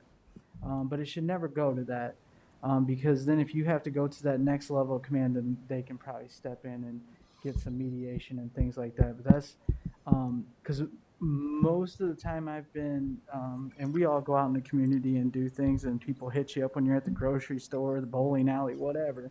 And then when you ask them, have you done this process? 80% of the time, no, they never have. And the reason I always say do an email, because it's a paper trail. And then if, you know, a phone call is one thing, well, they can deny that you made the phone call or whatever. But you do that email and then you add those people on there. There's a paper trail to make sure that stuff gets addressed. And usually, I mean, in my line of work, we use the 30, 60, 90 rule. If you don't get some in a certain amount of time, you go to the next and boom, boom, boom. But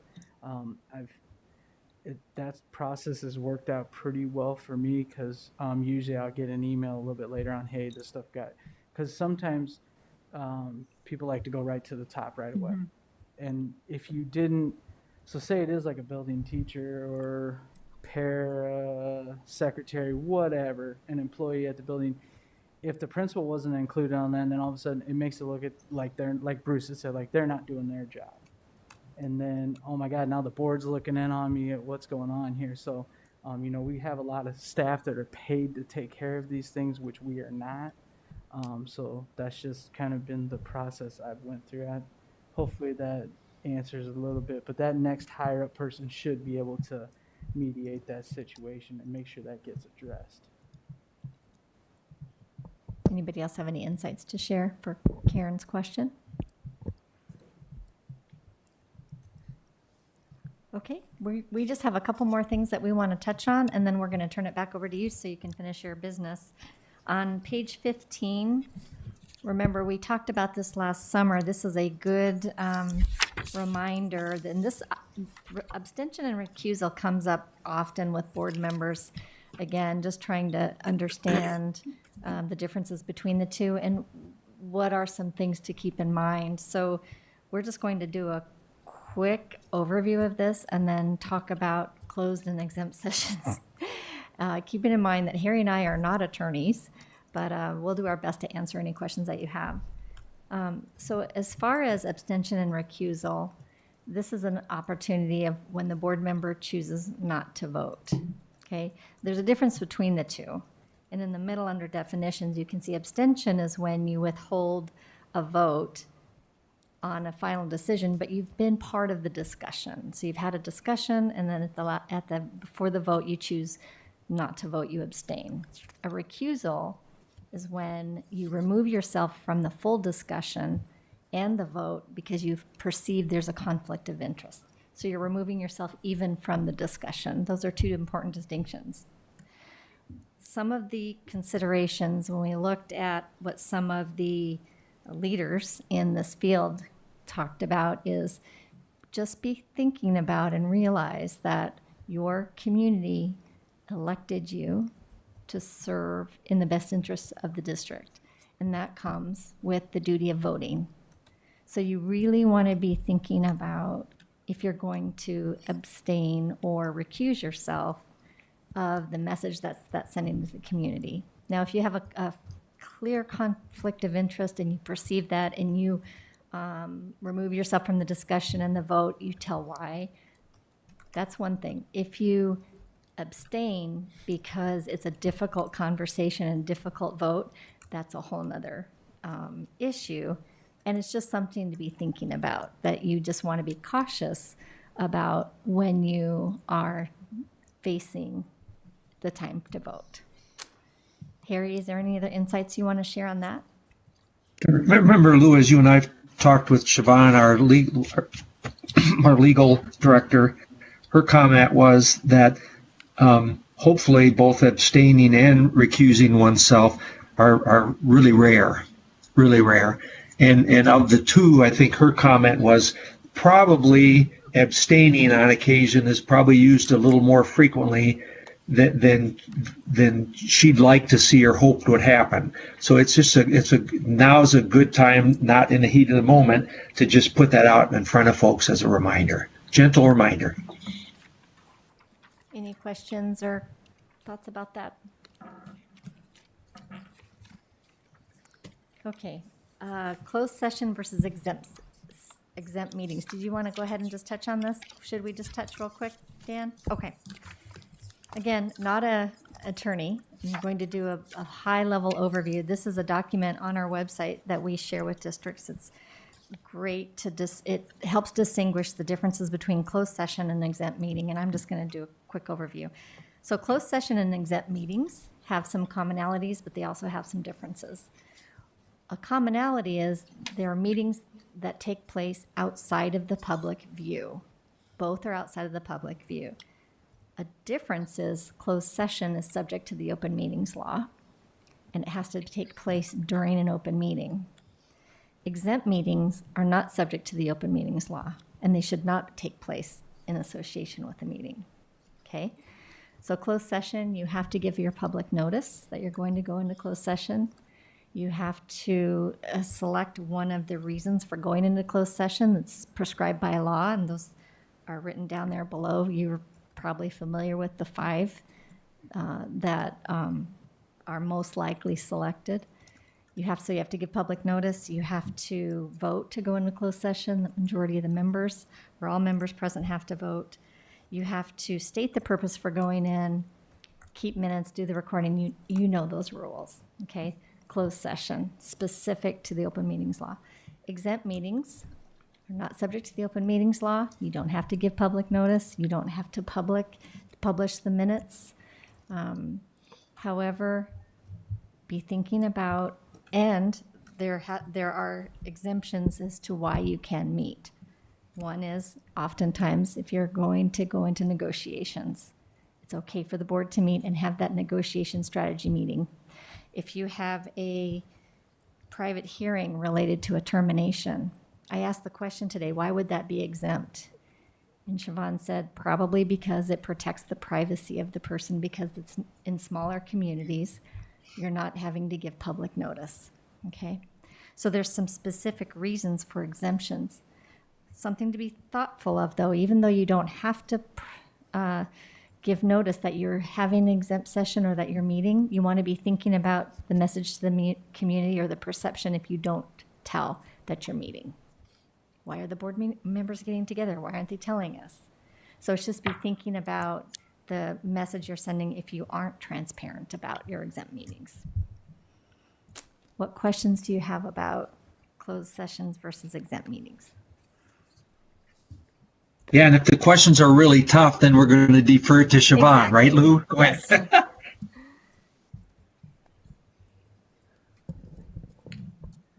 Not a question, but to all the board members, if you want to have like a deeper conversation on this, we can reach out to Siobhan and Wendy Meyer, our attorney. Or actually, I think Siobhan could probably answer all the questions, and we can go into that. If any of you would like that, just let us know, and we can bring that up on our next debrief meeting, and we can set something up and have Siobhan kind of spend some time and go on everything if anybody has any questions. So. In addition to any other legal kinds of questions, parliamentary procedure, anything like that, she can zoom right in and help you out.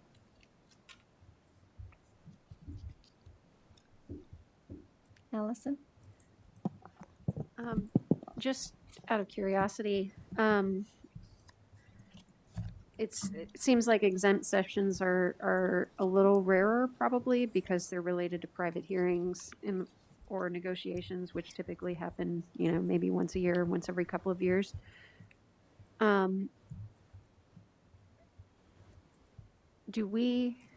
guess, are there too many closed sessions? Is there because these are very specific reasons why we might have a closed session, right? So, Are you asking? is there ever too many? Is that something that people worry about? I think it depends on the situation. Go ahead, TJ. What are you gonna say?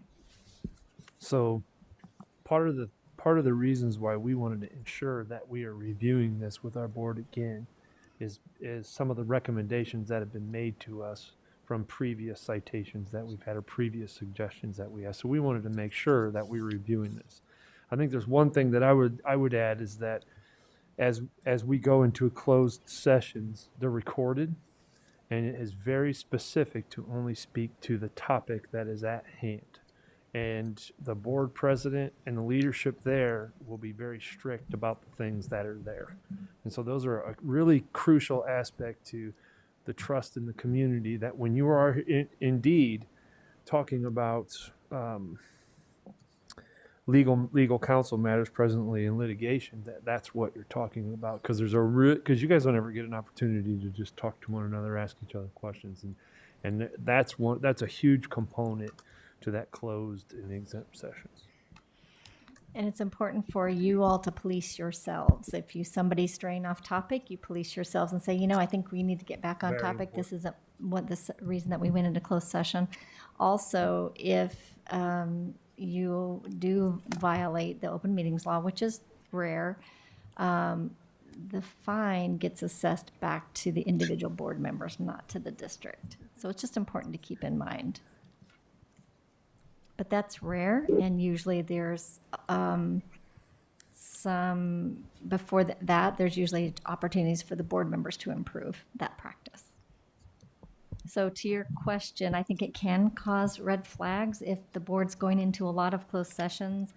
But if you're selecting, if there's for different reasons and they're good reasons, I don't think that's an issue. Harry, any other thoughts about that? Yeah, I was just going to say, many boards and superintendents, and by law, the superintendent gets to decide the format he or she would want. But in a case like your district, where if your superintendent and the board are going into closed session and you have quarterly reviews, that's 4 times a year right there at a closed session. And then you sprinkle in a couple of hearings, and there might be another closed session around consideration of purchasing, selling property, which is one of those clauses that lets you go in. You know, in theory, a board could be go into closed session multiple times per year. But again, as TJ mentioned, stick to the content. You don't want to do a little add-on at the end, and have it posted appropriately when it's closed session. And that gives your public notice that the board isn't just willy-nilly meeting every other week in closed session because they want to talk about stuff they don't want the public to hear.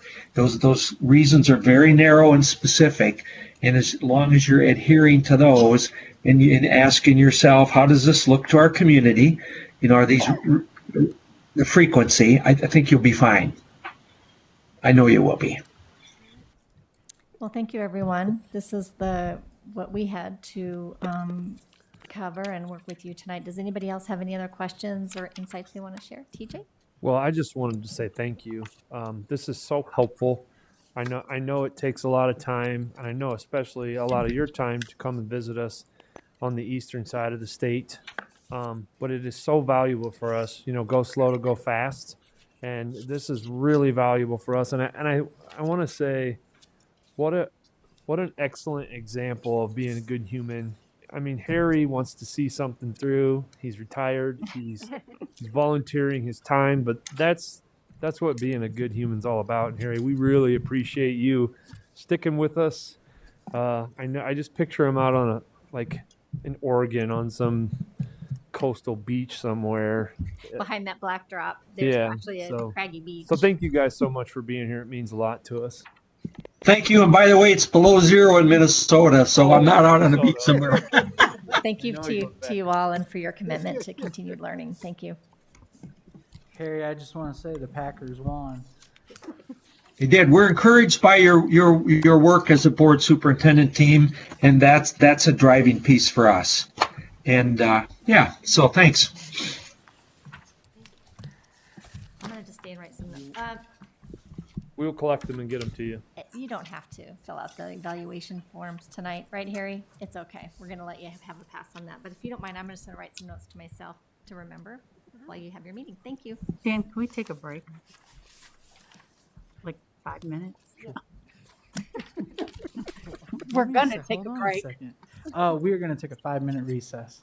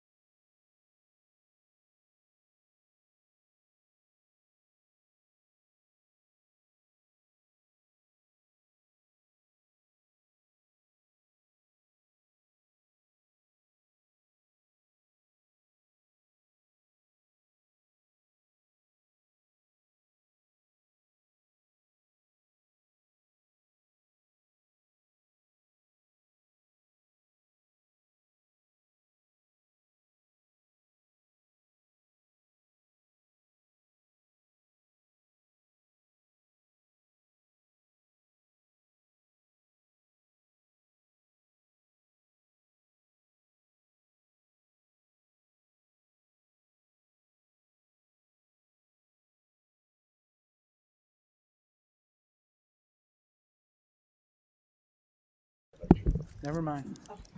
I got his attention. Thank you, though. All right, we're back. Oh, everyone's here, yes. We will now move on to the data review with the science. I will turn it over to the superintendent. Yes, tonight we have Lisa Stevenson online with us tonight. She is joining us virtually, and we'll jump in anytime necessary. Lisa, can you still hear us?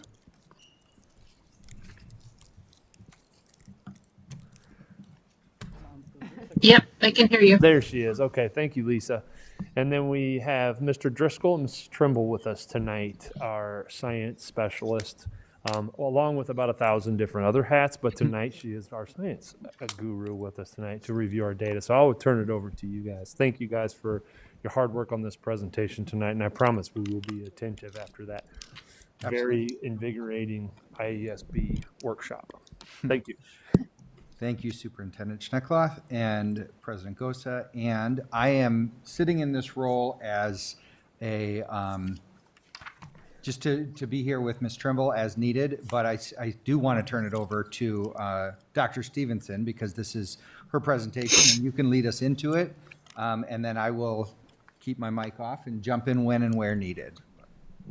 Okay, thank you, Ben. And I apologize to the board because we had planned like a 30 to 45-minute presentation for you like we normally do. And we really wanted to give science the respect that it deserves. But I also understand that you've been at this work session for 2 hours and your attention might be diminishing, and we still have some more items on the agenda after us tonight. So I want to be respectful to Jamie and Kevin too. So we're going to go a little bit quickly through this. The very beginning is a repeat of some previous committee of the whole data presentations. It should look familiar to you. And Karen, I know you're new, and when we meet and do onboarding together, I'll go through some of this more in depth. But we do start on slide 2 with the IASB questions that you just actually talked to Harry about, and the need to think about these questions when data is being presented to you, and how can we maybe narrow these questions down. I liked that suggestion in particular. I think 8 is a lot to think about, but there's some really key questions in here that you should be processing as you look at this data and listen to presentations. Tonight, our intended outcomes with the science presentation are to once again continue using the continuous improvement process, and that'll be the circular continuous model that you'll see in a few slides to guide our learning. And then science is our content area that we'll be looking at in particular tonight, and we'll be looking at what we call our current reality, even though it is data from spring of 2021 and 2019. On slide 4, you might be wondering, why does science data matter? You don't hear a whole lot about science in the news anymore in our school district, but actually it's a huge piece of the work we do in schools, and that starts at pre-K all the way up through 12. It ties in, of course, with our mission and vision and how we want our students to be successful and competitive in a global society. And then even thinking about the scientific method, Melissa would be impressed with that what if question, how that ties into investigations and experiments and things that we present within our science education. All right, so slide 5, we do have 3 common norms that we continue to put in front of you when reviewing data, and you'll have opportunities to look at data individually. And we ask that when you're doing so, you think about what can the data tell you, what can you control, not what you cannot control, and then what does this mean for the whole child, and how can we think about all means all. And I think when you look at the subgroup data, you'll think about that more in particular. Slide 6 is that continuous improvement process model that guides our process here as we look at any of our data, which drives our decision making. Within the district, at the very beginning here, excuse me, I came clearing my throat.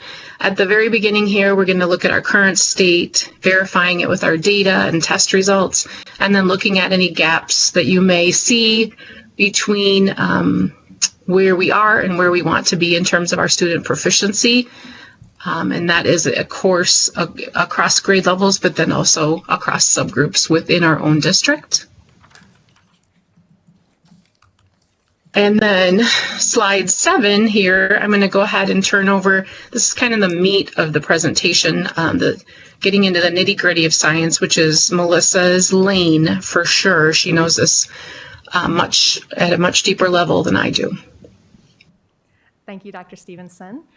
As TJ introduced me, my name is Melissa Trimble, and I am the curriculum specialist over science, along with another bunch of hats. So when it comes to science, the biggest thing that I wanted to make everybody aware of tonight is that about 5 or 6 years ago, we had a fundamental change when it comes to science standards.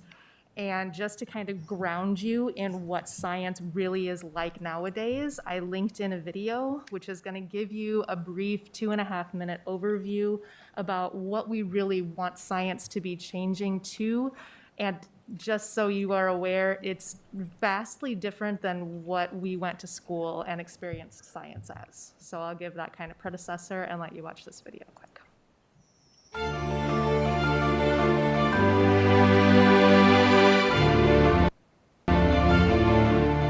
The world is moving so fast. I know. I hope that these kids are prepared for what's ahead of them. We're learning from science standards written in 1996? I wasn't even born in 1996.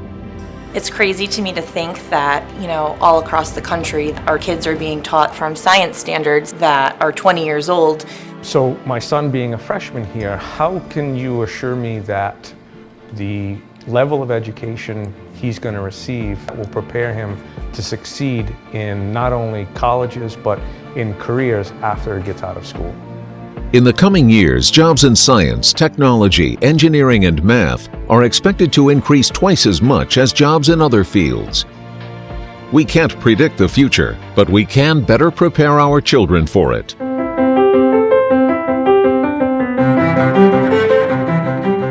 Basically, the way science is being taught now, it's a lot more applicable into the real world, and we're able to take the skills that we're learning and bring them further than just high school or middle school. So I was asking Taylor about, things she was doing in school, and she was so excited because she said, we're learning how to be engineers, Mom. Now we're doing the next generation science standards, or the Ngss, and basically what happens is it takes what we were learning like from books before. It wasn't doing as much like hands-on, and now they're becoming their own scientists, they're becoming engineers. They get so excited about saying, okay, today we're going to be an engineer, and they know the engineering process, they know what they're going to do first and how to solve the problems. So there's the problem solving, the brainstorming, the cause and effect, and the justification. I know that those skills will last throughout my whole life in any career field. If you push a seesaw, it'll go back and forth. Next Generation Science Standards will give our children the tools they need. These new science standards, it's really preparing them to be those critical thinkers and more prepared in the job force. I mean, that's the goal. That's what we all want for our kids. Find out more about the Next Generation Science Standards. Did you have the internet when you were little? Brenda, if you could press escape for us. Get us out of the full screen. But first, for years, Common Core academic standards for math and English have been the subject of battles all over the country. But there's also a move afoot to set new standards for science. There we go. So if we go back to our presentation, the Next Generation Science Standards, or the NGSS, they were adopted by the state of Iowa.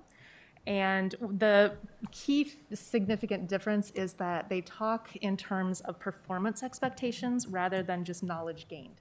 So, for example, one of our first grade standards is plan and conduct an investigation that shows plants require sunlight and water to survive. That is a standard that then the students have to engage with. So they have to actually plan and conduct that investigation to be able to meet that standard. So in that sense, it's much different than just understand the process of photosynthesis. So there's those dynamic differences that really drive them towards the hands-on components.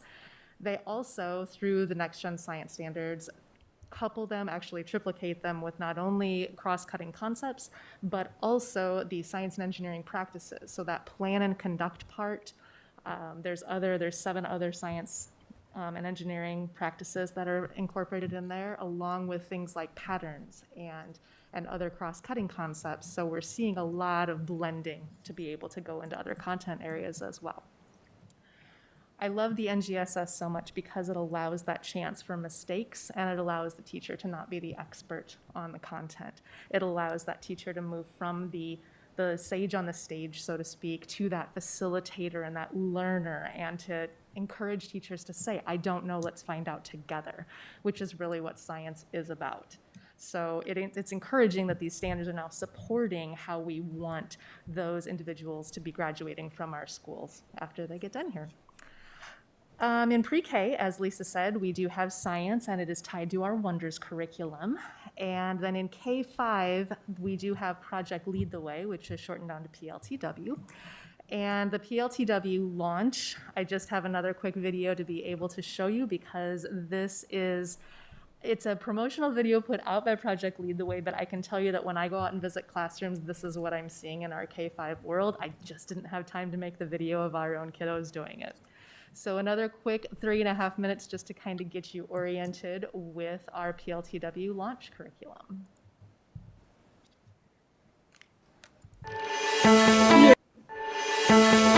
But would it block? Because it needs to turn maybe it goes like this from far away. Maybe. Oh, might be a lever. Okay, you try. Okay, I'm gonna try because I got a pretty good way to do this. Okay. PLTW has invested resources in developing an elementary curriculum so we can provide a K-12 continuum that really prepares even our youngest students for the global economy. The elementary curriculum is just engaging for my students. Really, science has become their favorite subject. They so look forward to our time when we're working on projects. The students are highly engaged. They are very excited about their projects, anxious to explain to you what they're doing. It works like this. You have to use this to twist it around. It's really cool. We're trying to put the gear on, so we got this on. This is the driver here, so turning it. And they really don't want to stop working on that activity to move on to the next thing. I find that when I introduce a project to them, or we have a Project Lead the Way project, they get so excited about it. They go home afterwards, they want to look things up on the internet, do further research. They come back, they want to share with their classmates what they've learned, and it's just taken our learning to a whole new level. The lesson that we did today is based on the 3 Little Pigs. We've been reading the story and talking about the 3 Little Pigs. So today they've all been given different supplies, and their goal is to create a house that cannot be blown down by the big bad wolf. I'm making houses out of graham crackers and frosting. I'm learning from engineers, and engineers don't ever give up. No one has the same supplies at the table, and I have to admit that they do it better than I did. I did my samples, all mine failed. I got mostly marshmallows. I like mine. But you're not quitting, are you? Yep. Nope. I like mine. Project Lead the Way activities are very different from a traditional standpoint. The olden days where you do it this way, this is the only way, it's right or wrong. This curriculum opens it up to there is no right or wrong. If we make a mistake, it's not the end of the world. I don't want you to be perfect. I'm not perfect. And they understand that next time I would try it this way. How could you change this design? How could you change it to make it better? This is awesome, but think about it. Think about how you can make it better. My goal or hope for my students in the future is really that they'll be inspired by the Project Lead the Way curriculum to become mathematicians and scientists. I tell them all the time that someday they're going to solve the world's biggest problems, and they're going to be creating innovations that will change the way the world operates. And I really think that this curriculum is the beginning step to inspiring them to do wonderful things. We love Project Lead the Way as a whole, and looking at it at the elementary level now, what we're finding is that those students are able to reach those higher level thinking skills as a natural part of every single day. So in comparing the programs at the various levels, we already see it happening at the high school level tremendously. We're seeing it at the middle school level a little bit more, and now for us it's more looking into the future, saying, oh my gosh, look what we're going to see over the progression of all of these years for these kids. Just exactly what we're hoping for. I'll let Brenda get us back to the presentation again. We are indeed a Project Lead the Way district from K through 12 right now. So by incorporating Project Lead the Way launch at K5, we are actually providing the continuum that goes all the way through. And I am encouraged by that comment that the superintendent said on that last little part of the video about we're seeing so many more gains because we have implemented launch at the grade level. So COVID notwithstanding, we're hoping to be able to see some of those gains soon and hopefully be able to move forward. The part that I want to highlight, just one more thing about Project Lead the Way, is that they are all literature-based. It all starts with a story about 3 students, and they are trying to solve a problem. And there's this beautiful continuum of activities and a project, and finally that's solving the problem at the end, so they are solving something real world every single module that they are doing. Combine that now with integration of the science standards, and it really is a beautiful, beautiful curriculum to be able to give to our students. We go on then into our 6-8 world, where they are using the Stanford Science Integrated Curriculum that was developed by Stanford out in California. And that the Project Lead the Way leads it beautifully into the Stanford Science because it's very project-based. So we get them kind of oriented with project and group work and all of that, and then they can go forward with Stanford Science. And then in our 9-12 world, we do separate out our sciences into earth and space science, life science, and physical science, which includes both physics and chemistry. And then we also have a host of electives. I've linked in our high school course guide for you to peruse as you wish to see what electives we offer in science, as well as our honors and AP options.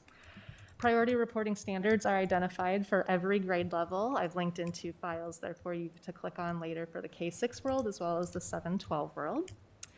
And then if we go on to our next slide, number 8, just kind of some overviews of instructions. I've created a file so that you can see the pacing and minutes of instruction that science gets either daily or throughout the year, depending on grade level.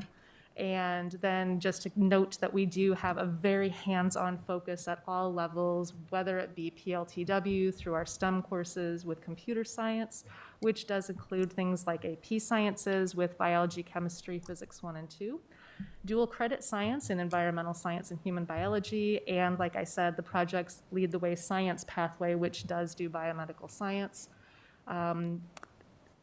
which includes our component that does involve the CNA licensure for our students if they complete that pathway. As far as assessment goes, we do have science reported on the report cards. Everything is standards-based. We offer both formative and summative assessments used throughout the activities, and ISASP is a reported for science and is also a component of the ACT test. Lisa, I think I'm gonna, nope, I got a couple more slides. If you look at the handouts that you should find nearby, there are a couple of bar graphs that just show our district ISASP science proficiency by grade level. The top set of graphs are for the 18-19 school year, and the bottom 3 bars of the graphs are for the 20-21 school year. You'll notice that we only report for science in grades 5, 8, and 10, as designated by the state. Those are the only 3 grade levels. So the proficiencies, obviously, the red are not yet proficient, and then the green is proficient, the blue bars being advanced. Give you kind of a minute to digest that data.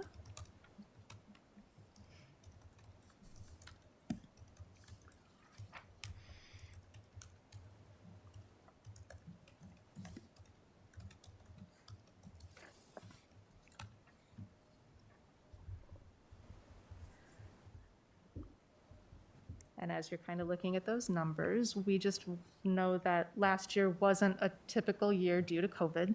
And because we've had to make some adjustments in analyzing our data, because hands-on doesn't work so well when you're not in school hands-on.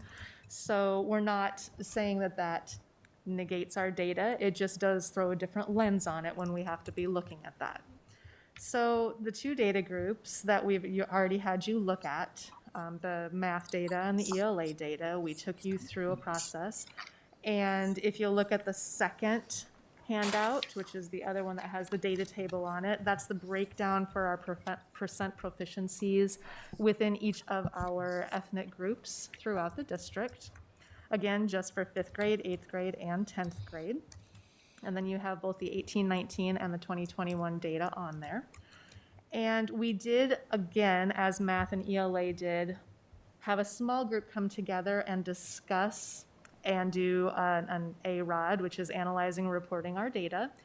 And we presented that to our DSAT team, which then also underwent that same idea. So now it's your turn to do this process.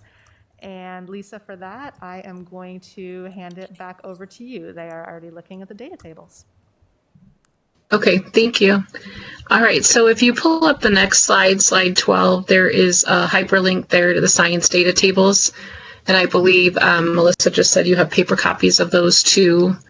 And so those dig a little bit farther than those two charts on the previous two slides, because it gives you not only the all student data from the most two recent administrations of the assessment, but it also gives you our reportable subgroups that include race and ethnicity, but also, as you all know, we are really focusing on closing opportunities and closing gaps we might see, especially for our students who have IEPs, our English language learners, and our students who are living in poverty. So you'll see that for our 5th graders, 8th graders, and 10th graders in your printed out packets. And then if you move on to slide 13, this process should be pretty familiar to you. You've done it now a few times with ELA and math. But we're going to give you, I know Harry and Luann did some partner processing, but because we just have such a small data set for you to look at this time, we're going to ask that you just do some individual data processing. So looking at that ISASP data table, we want you to think about these two questions. We call them notice and wonder. What do you notice when you look at the data? What do you wonder? And be prepared to share out a notice and wonder. And if you'd like, you can also refer back to those IASB questions that were back on slide 2. If you have other things you're wondering about or questions that you might want to bring to our attention. So I think if Brenda's able to click on that little arrow up in the corner of slide 13, that'll start the 5-minute timer, and you'll have 5 minutes to process that. And then Melissa, that little notice and wonder data. Looking for royalty-free music? Discover Epidemic Sound. Okay, anyway, that's where we'll record their results after their 5 minutes is up. Okay, so, or we could just do the good old fashioned, it's 7:53. How about we stop at 7:58 and be ready to share.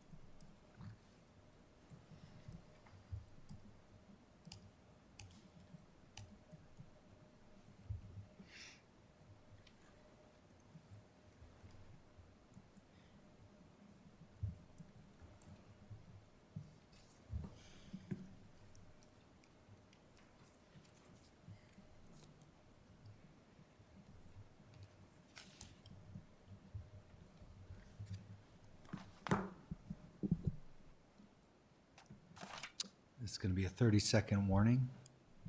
Come back together.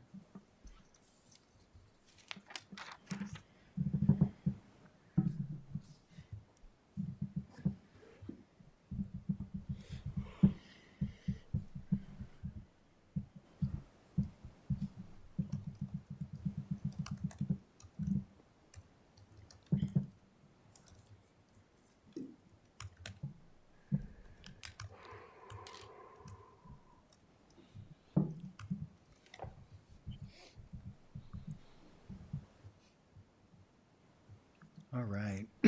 So we're going to, one of our culturally and linguistic responsive protocols is a whip around, and that's where we go around quickly around the room, and we allow everyone an opportunity to share. We'll go with our notices first. It is okay to pass. We're not putting anyone on the spot to make them feel uncomfortable. Dr. Stevenson is still with us. She's listening, and she and Ms. Trimble will go ahead and capture your reflections. This is not just an exercise just for the sake of doing it. We really do want your feedback, what you do notice and wonder, and we review all these just like we do with any of our stakeholders. So, Dr. Beck, would you like to get this started? What do you notice? Sure. So because 8th grade and 10th grade, you can actually compare cohorts because there's a skip year in terms of data collection. I did notice that the same group in 10th grade increased proficiency in pretty much every demographic group. Great. Thank you. Director Postian?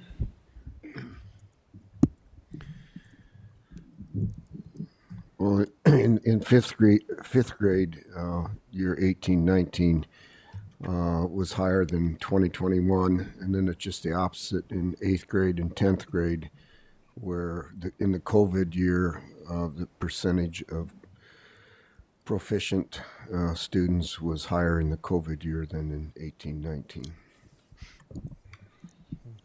Thank you. Director Gordon? For 10th grade, I noticed that just the IEP, students on IEPs and who are English language learners, those were the only percentages that dropped in proficiency. I just wondered if are the standards the same for students on IEPs as they are for general ed students? Okay, thank you. We're going to skip Superintendent Schneckloth and go to President Gosa. My initial is, what were we doing in 8th grade for the 2021 year? Because the numbers are so much higher than 8th grade the previous year. But then it kind of sucks that it goes from 5th to 8th to 10th. If there was an extra year on them, then you could actually track the kids and see where they were at and if they got better as they progressed. That's just initially what I thought.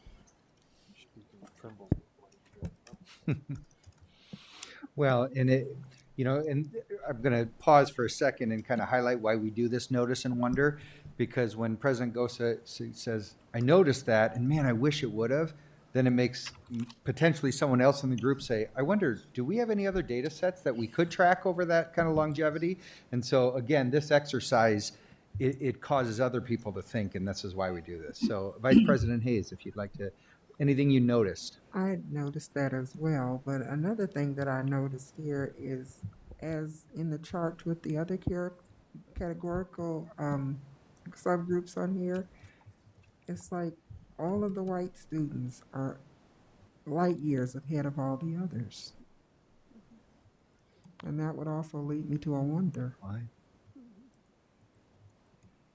Thank you. Director Potts.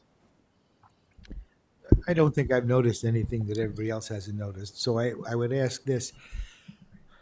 Does our percent proficient on report cards reflect or mirror our percent proficient on these charts? I assume not. I assume the report card proficiencies are much higher. So then I would ask the question, are we assessing proficiency the same way that the state assessment is assessing proficiency? That's a lot of assessment. I gotcha. Thank you for that. Director Klein-Jerome? I noticed that 8th and 10th grade scores are mostly higher than elementary in all areas. And so my question is, are we giving enough time to elementary students with science, or are we so focused on reading and math that it's getting slighted? K4, I notice, gets 45 minutes 4 days a week and 30 minutes one day, and only for 4 weeks a quarter. Having been in that age level, I also know if push comes to shove, my science is going to the wayside. And then in 5th and 6th, it becomes daily. So I'm not sure they're getting, 4 weeks is not a lot of time. All right. So in just a minute, we're going to loop back around and see if there's any other wonders. But first, I'm going to open it up to Dr. Stevenson from the Voice in the Ceiling, and to anyone else. If you had a notice that you guys are getting really good at playing along and just moving through this, I think we've done it enough times. But if there's anything else you noticed that you wanted to surface, this would be the time. And then we're going to loop around because I don't want Director Potts or Director Klein-Jerome to have to go last again and not have your own opportunity. So anyone? Dr. Stevenson, do you have anything to add before we continue? Not necessarily, just I appreciate the seriousness that you all take with this. And I find it interesting as an educator to hear, even though this is like the third time I've done this with different groups, the takeaways are similar, and yet there are some unique points. Director Potts' wonder is sticking with me. I'll probably dream about it tonight and wonder about it. So with that being said, let's go ahead on to slide 15. What I did want to share with you as we wrap up here, thinking about continuous improvement now that we've noted what our current state is. And so what should our prioritized actions be? What should we do next in science? Because we know that our current state is not our desired state in terms of our levels of proficiency for students at 5th, 8th, or 10th grade. And so if you see there are 5 items. And so after the 2 groups that Mrs. Trimble talked about, who've already reviewed this data, went through a similar process with you, they came up with a whole big list of items, and then we narrowed them down and worked through them and prioritized them. And these were the 5 kind of big ticket items that we thought would help us make the biggest gains in science. So I'm going to give you a second to read those. Before we do, Dr. Stevenson, I'm sorry, I probably jumped the gun a little bit. We do want to give our board an opportunity to check in on what they might wonder, because we did notice, and a couple of us, a couple people mentioned a wonder, but with your permission, we're going to loop back around one more time and see if there's any wonders they want to add. Okay, my apologies. I heard some wonders, and so I thought we had, okay.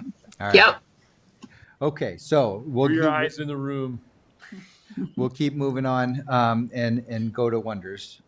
Director Klein-Jerome? I wonder if teaching, there's no right or wrong answer, how does that translate to taking a standardized test? Because there's a right answer there. It's not, a no right or wrong. And I also wonder how well our curriculum is aligned to the state test. Or are we covering the information we should by the time they take that test? That's a big question. Thank you. Director Potts? I'm only good for about 1 wonder a day. All right. We'll keep moving. Vice President Hayes. I wonder if in the 8th grade, the ELL with the 0%, is there a different way that we could have presented this, or how could we assisted them differently to change that? President Gosa?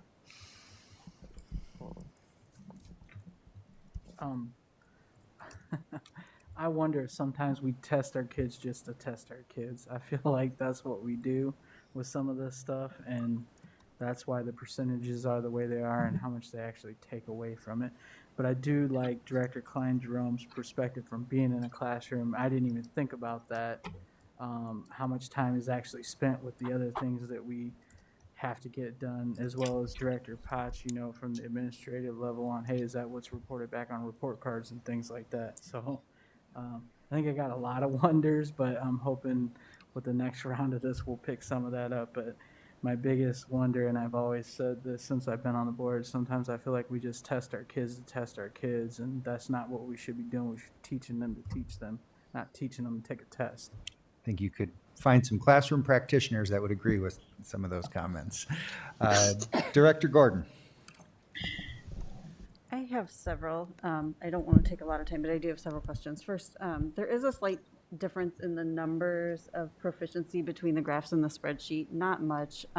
The 20 to 21 fifth graders on the spreadsheet, it says 31.2% proficient, but when you add up the green and blue on the chart, it comes up to 31.3.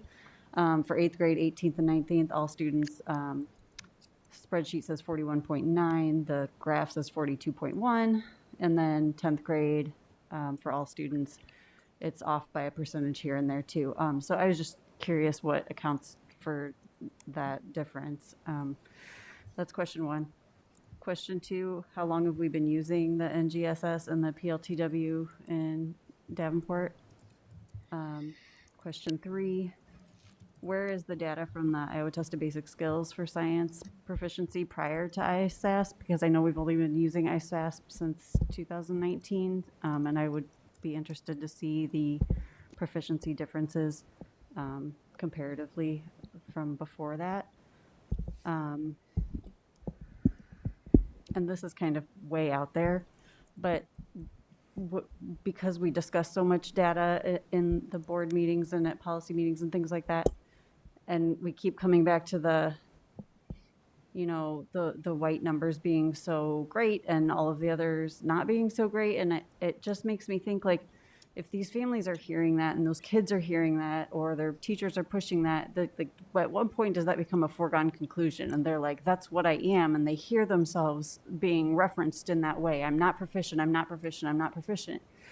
It's just like, that makes me feel uncomfortable, I guess, because we do know that the way that we talk to and about people affects their ability to give more of themselves, I guess. So those are my questions. So some of those wonders, I think, are ones that Melissa can capture, but you did ask a specific question about how long we've been using the NGSS standards. Can you respond to that or not? The NGSS was adopted by Iowa in 2016, to the best of my recollection. That is when we started implementing the NGSS. We fully implemented, finally, the PLTW launch last year during our COVID year. Was the first year where they had PLTW the whole way through. And that was on schedule. They gave us years to be able to adapt to the NGSS so that we could roll that up. So we did so within the K-5 world, the 6-8 world, and then the 9-12 world, as the bands in NGSS indicate. So against my nature, I'm just thanking people for their responses, because I could comment on all of them, and none of it is helpful in this moment. So I'm just going to let us capture it, and then as a team, we'll process your responses. So I'm going to keep moving. Director Postian, any wonders?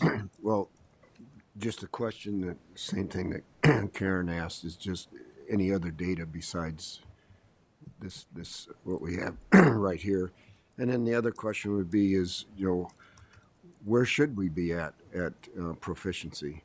I mean, if you look at the highest one on here for a particular year, I see 59%. Well, to me, 59% of the students of that particular group is proficient. To me, that's not good at all. So I don't know where we should be, but when you look at these proficiencies, I don't know, it sucks. So. Director Beck. I mean, I've heard a lot of really good wonders, and my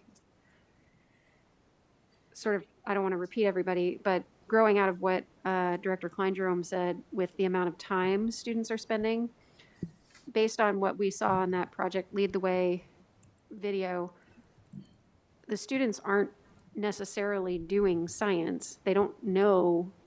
I mean, it seems like a curriculum that incorporates science into other things, the one with the three little pigs and things like that. And so I wonder if science has to be shoved aside or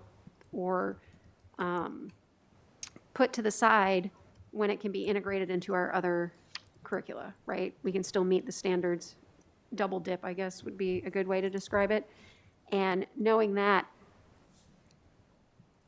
elementary age kids are so curious about the world and so inquisitive, and they're scientists by nature. And it's usually, I think Carl Sagan's quote, we're all born scientists until it's beaten out of us when we get older or something like, I mean, I'm terribly paraphrasing, but you get the idea, right? And so why are we not capitalizing on that innate curiosity that those kids have? Because if they're curious and they can explore in those earlier grades, it's going to translate to those critical thinking skills later on. And it may not make a difference in these numbers necessarily, because as Director Potts said, maybe we're not testing the right things, but they should all be curious and encouraged to be curious. Thank you all. I am going to open the floor one more time in case anyone else had a wonder that stirred after they were passed by.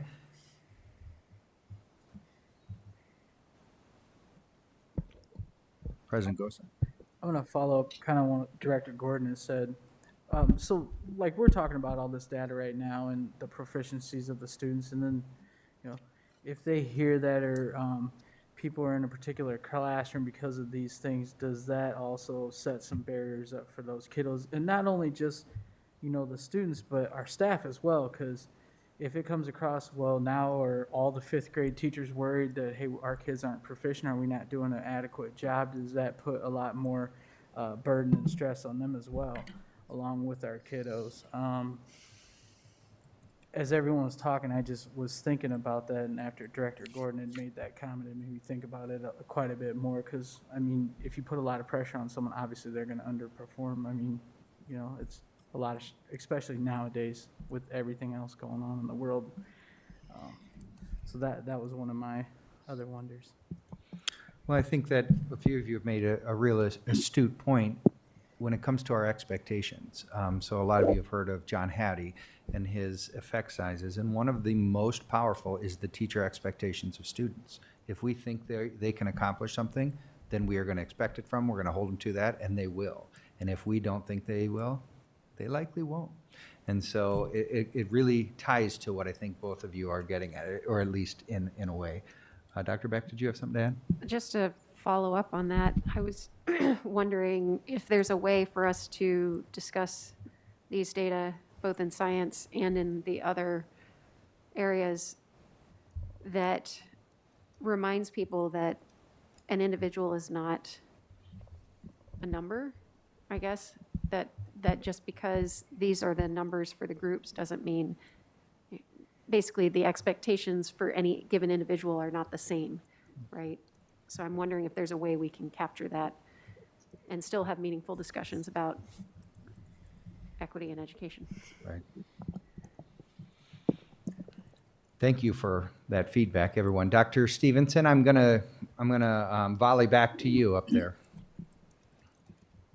Okay, am I clear on the wonders and the notices? All clear. All clear. Okay, it's hard. All I can see is you, Ben. So I'm just focused on you. Okay, thank you, everyone. Yep, as we get here down to the last slide for tonight, I do sincerely want you to know I appreciate your attention and passion that you just put into this.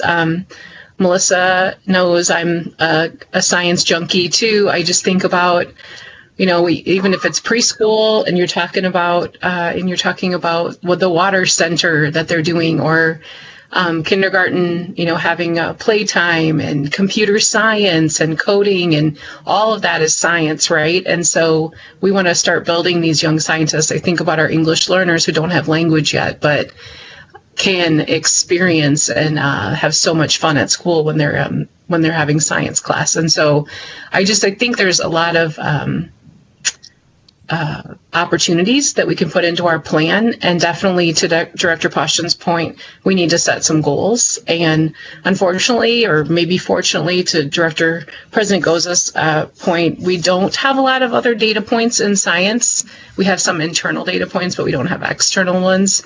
But I think that we can still set goals and and work towards improvement across the pre-K-12. And it could be, what does our CTE programming look like in high school and beyond, because a lot of that is science related too. So we have a lot of room to grow. Thank you tonight for reviewing the current state with us and then helping us identify again what strengths and barriers that we have within our science instruction, and then helping add to our draft of the plan that we're going to put together, and then we'll be back to present more information to you. I know we keep coming to you and presenting information, and then there's gaps as we keep putting things together, but we want you to know that we're working on it and working on improvement across the board.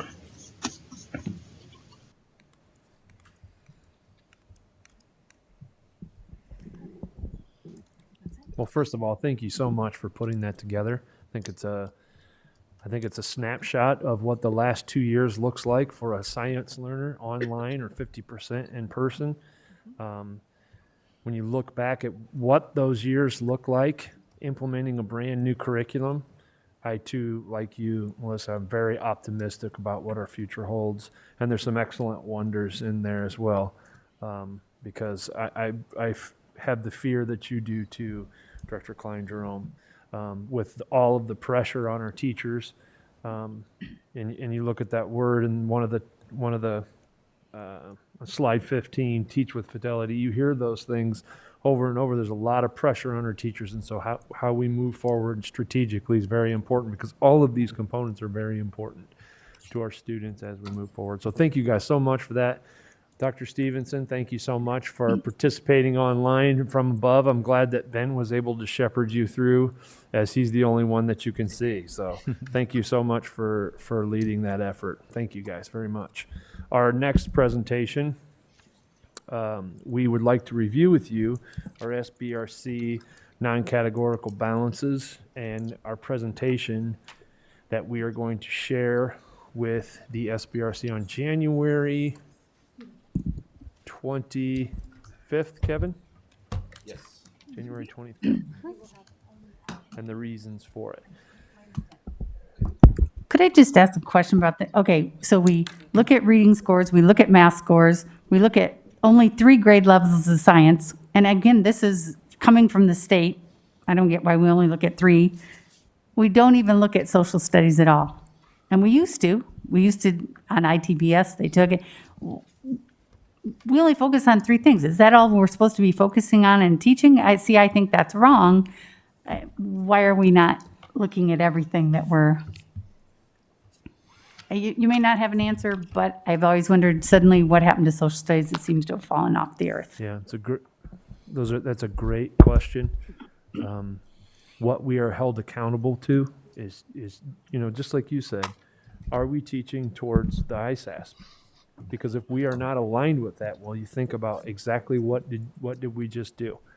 We talked about the things that are on the ISASP. Where are we focusing at the ISASP that has a tendency to drive where our attention are?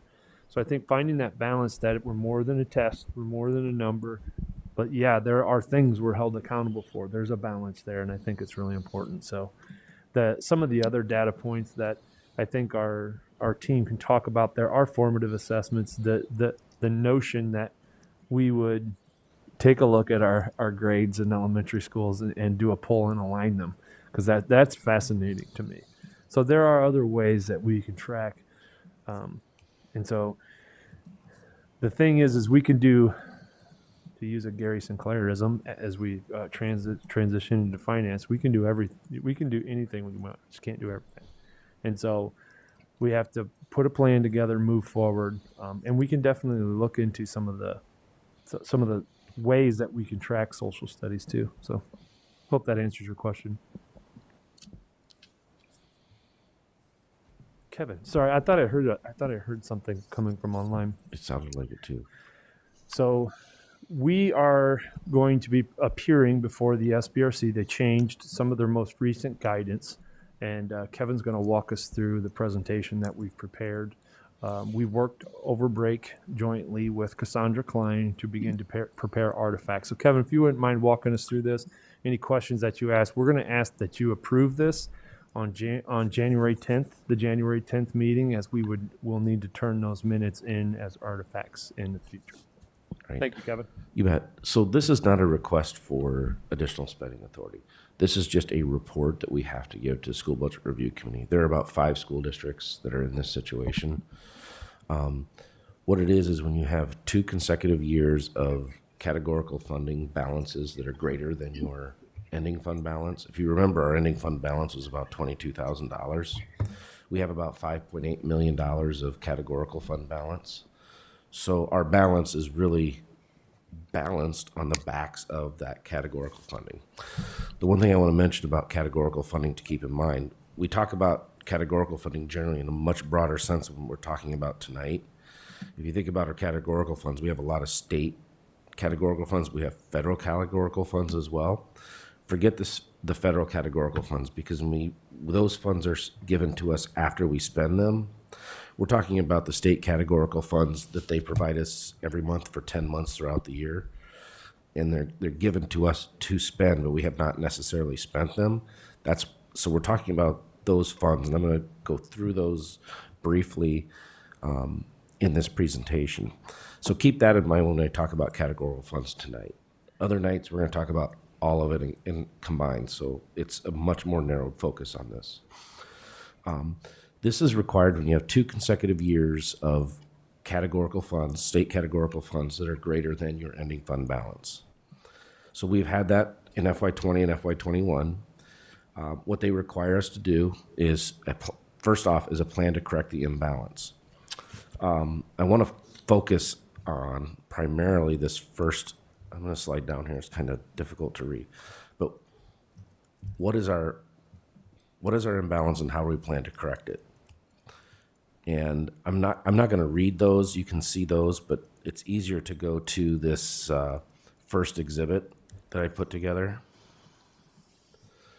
This is a little hard to see. Maybe I can make it a little bit larger.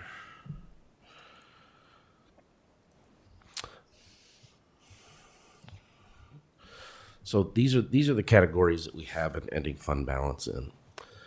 The first 2 are professional development and our teacher leadership state. If you remember, one of the reasons that we have a $1.524 million balance is because when we came into FY20, we stopped spending. You also had COVID, so you could not do very much professional development for teachers when everyone was not on site. So those are 2 things that happened for the professional development. We put a plan together this year, and Lisa was just online. She and I worked together on this with the PD committee, is that $1.5 million carry forward plus the new year allocation. We are going to, they're planning how they're going to spend that as much as they can. And any balance that we have left at the end of March we will be asking to flex these dollars. I'll explain what flex dollars are because there's a few of these, and I'll talk about these as a group.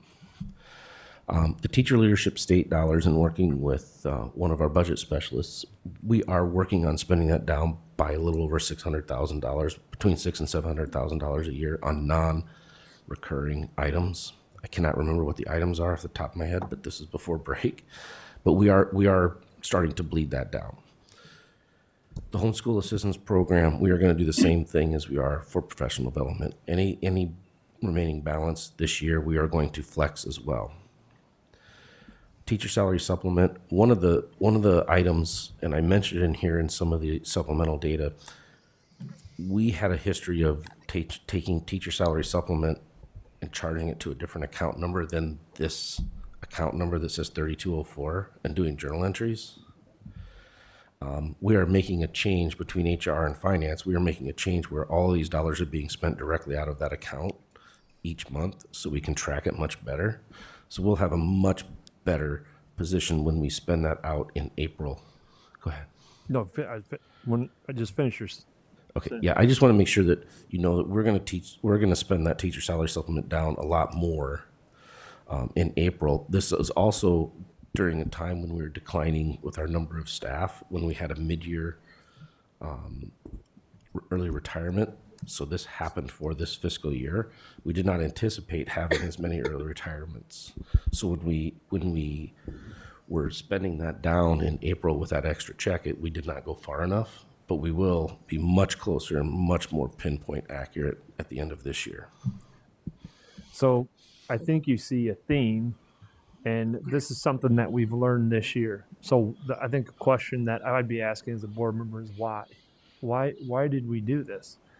Well, as you can see, it's very clear now. When you put it up in the pattern that we now do as a district, you can see the 3 years in a row. If the district would have had the 3 years of data in a row, they would have asked us why, and we would have made a different decision. So the reason why we are appearing before the SBRC is when we peel back the onion and start putting data into those spots, we are noticing where we need to make changes, where we need to do things differently. I think as you are looking at this, I would like you to remember that the propping up of our budget utilizing these funds, we can't take them all down at once. So we have to do that responsibly, because if we know that can be very harmful to students. We have to do this with intentionality, but also respectful of those dollars. An example of that, professional development, everything that we're doing is connected to our plan. And so the teachers learning that we will be spending now will be there. And then we're going to flex up a respectable amount. But over the course of the next couple of years, without doing harm to students, we're going to balance those out. And that's what we are going to say when we go to the SBRC. Sorry, Kevin, that was a good spot right there to show that we discovered this as we started putting things into that repetitive form. So thank you, Kevin. Oh, Dr. Beck. Quick question. Sorry, this may sound like I missed a whole bunch, but I didn't. I just want to make sure that I understand this properly. The reason this is an issue is because basically we've been collecting money that's targeted for specific purposes and we haven't spent it all. Correct. And the state wants to make sure we spend it all and we're not hoarding money for certain that's targeted for specific purposes. They want us to make us so that our ending balance isn't less than what these totals were. They wouldn't necessarily be as concerned about these totals if we had a $6 million ending fund balance, unspent balance. We wouldn't be asked to come before them. So the problem is then we're spending other monies where we should be spending this money, potentially. Potentially, but you have to spend the money in these categories. So right. Yes and no. They're basically saying, make sure you're spending all of this money on the stuff that it should be spent on and see if that helps. Yes. Okay. Thank you. For clarification, the state told us not to spend this money, correct? The Department of Ed, I just want to make sure everyone understands that, because right now it looks like we didn't spend it, but that's what we were told. So I just want to make sure. The SBRC is saying, take a look. I mean, just generally speaking, the reason districts go forward for this issue is they're saying, make sure that all the money that you're spending in these categories is coming from these categories, correct? Correct. Okay. The other point that it boils down to as a whole for all districts combined is making sure that these are pots of money that the state over the years has said, oh, we need to earmark money for this purpose and earmark money for this purpose. And instead of putting it into our per pupil allotment, they put it in these categories. Well, times change. Things happen. Not all school districts are the same. They're not all going to spend it in the same way. So these disparities and these balances start to grow. And then what happens, they're kind of put in a pickle where they say, oh, we've got all of these schools with all this extra money. They must not need it. Let's take it away. So SBRC is also in a way trying to protect us as a school district, as school districts, plural, to make sure that we're spending it down to a reasonable amount. We're not saying we have to spend it all 100% every single year, but let's keep it at a reasonable amount for a carry forward. Okay. That hits the biggest one, but I do want to go through the other ones because size-wise, they're not as material, but it's still important that we have the practice at making sure we're tracking these and making sure that we have an appropriate balance. When we go to the 4-year-old preschool, we know we're going to spend it. We're already propping up preschool with ESSER funds. Again, this is one of those things where when we put our budget together, I said, we're keeping our staff as is. We know the enrollment's down, but we're going to keep it up for the year so they can start to grow their enrollment. And so we put X amount of teachers that would be from the balance carried forward in the new year out of preschool. The rest are coming out of ESSER. So we know that's going to self-correct itself at the end of the year. Gifted and Talented, they have so many different programmatic things. They're going to spend that down, and they are in the process of spending that down. And we're not, that is another one that we could flex, but we don't intend on flexing that because they need those dollars in Gifted and Talented. The teacher development achievement, that'll be spent down. I don't know if it'll be gone, but that'll be spent. The textbook aid for non-public, that's another one to mention. We are not as in control of that as the non-public schools are. It's their responsibility to spend it and get reimbursed. If they don't spend it, it has to sit in that account. So it sits there. So it just depends on what they do with their dollars and their ask. The last one is a successful progression of early readers. That will be spent this year. I'm not even sure if it's still active. I think it's done, but that one will be cleaned up. So what I wanted to mention, we have really 2 items that are flex fund. What a flex fund is, it allows us as a board to make the decision to say, we do not intend on spending this on those categories that were given to us in the first place. We want to flex that so it can go back into our general fund, and we want to, it doesn't spend money, it just flexes it, so we move the dollars from these specific categories back into our general fund. So when we will ask to do that in April or May, at least before the end of the fiscal year. Any questions on these funds?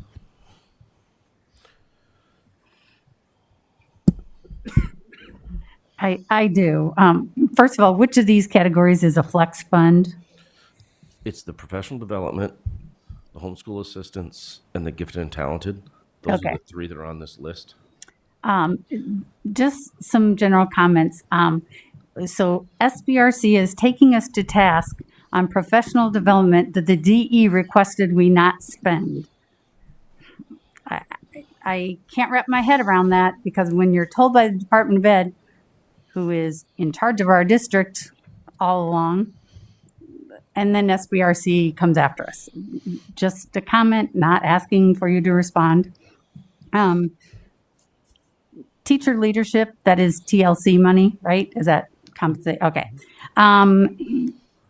Spent down on non-repetitive expenditures.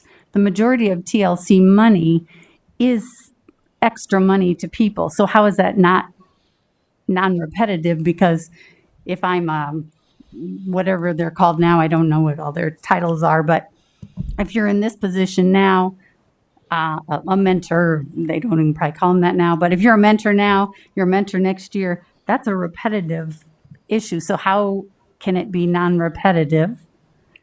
The TSS, I have a concern about that, because there was contract language that said at the end of every year that would be spent down.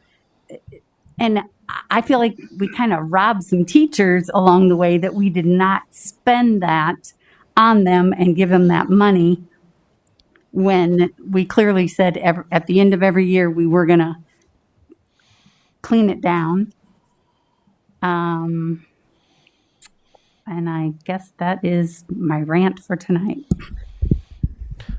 The teacher leadership, there's some professional development within that teacher leadership. Those are the non-repetitive items that we're talking about. I don't remember the specifics that what they had in their budget, but they were related to the teacher leadership component that they're spending now, not the staffing. The TSS funds, we should have spent that down a lot better. That was the year that this was the year we had an early retirement in the middle of the year, so that the tail end didn't happen as well. This is the part that I'm correcting with our coding directly to TSS funds. So we'll have a much better handle on what is our balance and what does our payout need to be at the end of April. On a monthly basis. What's that? On a monthly basis. On a monthly basis, what's being spent Because in the is, past, we did a batch at the end, which is not very good accounting practices. And that was discovered by peeling back the onion. That's where, in that spot there, that's where I stopped. If the board had been watching that all along, I know that the finance committee would have caught that, but we weren't presenting that in that fashion because we stated we did a batch at the end of the year. Kevin, may I go back to Karen's first point, which those points are accurate. The about don't spend those dollars, stop. The question that they're asking is, well, our budget is positive. And so we utilize the funds in those dollars to make the budget positive. And the answer isn't, okay, they're there. Well, then we should have made more here. We should have made more cuts in the general fund because these will give us spending authority. And jump in here, Kevin. So the question that they're asking is, why did you do that? And this isn't illegal. They just want to know why, for the exact reasons that Kevin said. The reason is there's very specific purposes for these funds, and you should be using them that way. Good for them. The reason why is if we would have made that cut and spent these down, that's a double whammy. Mm-hmm. So we recognize it. We got it to a range where we thought we could make course corrections over 2 years to where we're here, because that's what's best for kids. That's what's responsible. So that's going to be our response to the why. And so, yes, we were told, which did drive that up, which made it higher. And so, but the answer is, then why did you use this over here? And our answer is, because when we peel back the onion, we knew that if we were to do that and this at the same time, then it would have a huge negative impact to our students. Plus, that's not the ultimate responsibility of those funds. And so we're trying to do it the right way. if they're going to say that you need to spend that $5.8 million, that means you're going to reduce spending in general fund, non-categorical, of $5.8 million. Where do you get that from? It's going to come from staff. You're talking dozens and dozens and dozens of staff. General fund, not special ed. None of the federal grants. None of those. You're talking your classroom teachers. You're talking the staff that are paid from general fund, non-categorical dollars. Why can't this be a both and? What would be best for the students is to be able to spend this money and not cut $5.8 million from our general fund budget. That I don't understand why we can't. They're looking at the bottom line number. They don't care. They want to see that number positive, independent of any categorical funds. And so do we. That's healthy. Well, you know what would be super healthy? Here's my rant. If the state would give us more supplemental state aid. And that's why they ended up coming with the flex fund. And you're exactly right. And that's why when we say we might flex some of those two larger dollar amounts, here we go. But it takes the board action to do it. So I want you to know it's not something that I'm going to do. I'm going to come and ask you to do that. And schools have, flex fund is relatively new, but schools have started to do that. The reason they put it in is because schools are in this situation. They needed a way to get that cleaned up. It's not a perfect formula.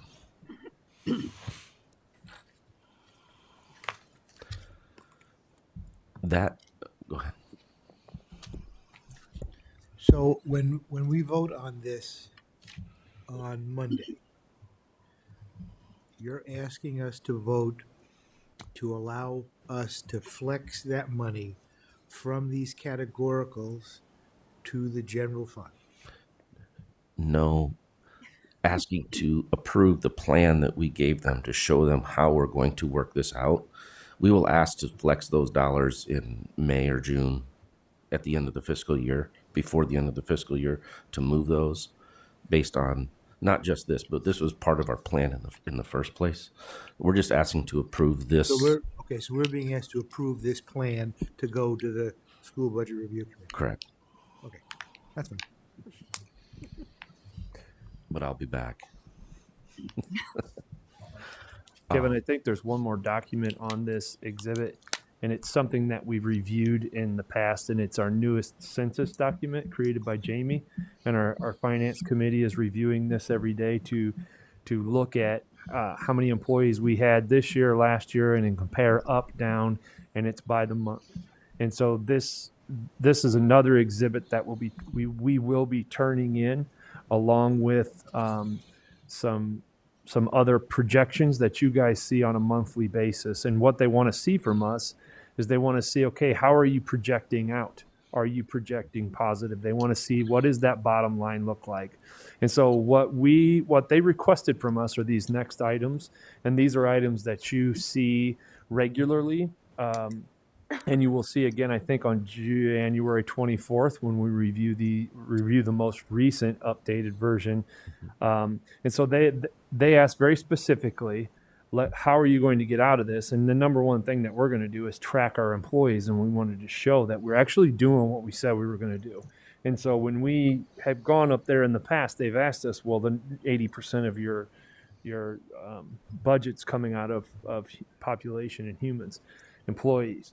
And so we wanted to share with them current live data. And then the next piece is our key results from our 5-year projections, solvency ratio, which we see, and the unspent authorized budget, the UAB. Yeah. Exhibit 3 and 4 are the exact documents that you saw in the last board meeting. When I showed, they wanted a 5-year projection. That is what we talked about.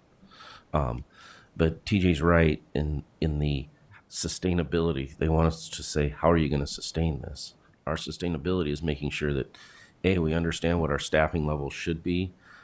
We do show that we are understaffed. That will raise our balance because we don't have the staff. We're trying to fill the positions, but some of the positions we don't need to fill, but some of the positions we need to fill, and we're continually to actively try and fill those positions. But when you have 28 less teachers than what we budgeted for, that turns into dollars. That's part of our sustainability. If we need those teachers going forward, we'll fill those positions. But this is where we're at from as of the end of November. So that was the other part. And I already talked about the contextual factors about coding categorical funds directly. It's something that we hadn't been a very good practice on, but we are doing that now. It's going to give us a better dashboard as we look at our information on a monthly basis. We kind of jump back and forth on a couple of those items, but that kind of follows through what the letter says of each point that the SBRC is asking for and the exhibits that follow to back that up. Some of the other meat is when we have our finance committee that meets, we talk about these items. We haven't talked about specifically categorical funds, but we've talked about funds in general. We've been talking about staffing in general, so they need to understand that internally we have our finance committee that we meet, but we have our board finance committee and we have our regular board meeting. So they understand that everything is transparent and everything is out there. We all see it. We discuss it on a regular basis. It's important that they understand that. I have one other question. Are they asking the non-public schools why they aren't spending this money? I mean, we are just the holder of the money. So why that's call our us answer to them. That is our answer. So why call us out on this? This is not, we're just. They will glaze over that so fast. They're going to look at the big three and that's it. And I want you to know that it is our responsibility to provide timely consultation to the non-publics. And I have given them a some very good guidance to spend those dollars. And we're doing everything we can to expedite that process on our sides. Because sometimes that, how hard that would be, how hard it is to buy something internally, let alone have it come from outside, inside, vet, go back out, non-denominational, all those things. So good question. It's very unique. I wasn't going to go into the projections because we talked about that in detail at a previous meeting. To coin one of Dan's phrases, is there anything that the board would need the administration to do to vote on this on January 10th? As Kevin said, these are just the items to, yep, we approve you to take this plan to the SBRZ to present. Yeah, we followed the request that she made of us via email, piece by piece by piece, in the order that she asked them for. Just for clarification, so everyone, I'm sure you all know, but Dr. Lebo does sit in on the SBRC meetings, and since she is the operational oversight of the district, I'm sure that she can let them know how we're on the right track and doing everything we're supposed to, because otherwise that would be a conflict of interest for her to sit in there. And Cassandra Klein's in there as well, right? Mm-hmm. We're required to work with her as well, so I'm sure everything's on the up and up, and we should be fine with all that. But again, if is there anything that any board member needs to be okay with voting on the plan to be presented to the SBRC? Director Gordon. Okay, I know that you said that we discussed this at the last meeting, but either my memory is really bad or I wasn't here. I don't know. But slide 4, I gotta find it again. Hold on. Or exhibit 4, I guess it is. The fund balance, is that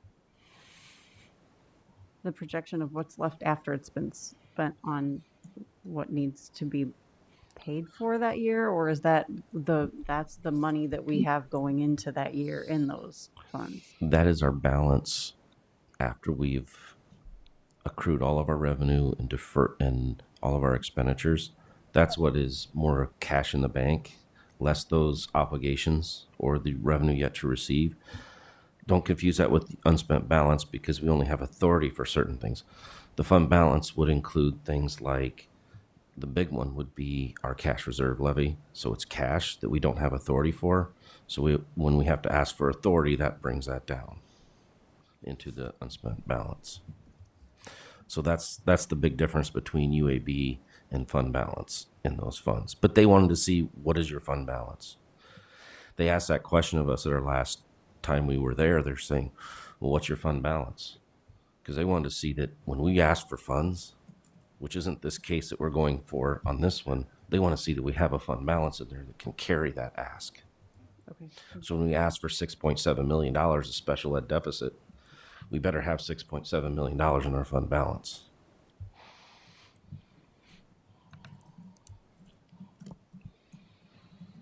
Any other questions? Director Beck.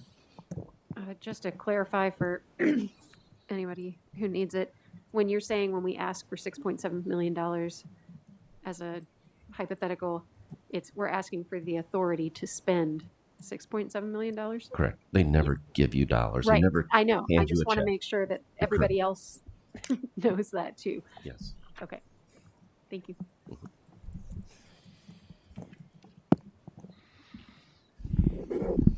Thank you very much, Kevin.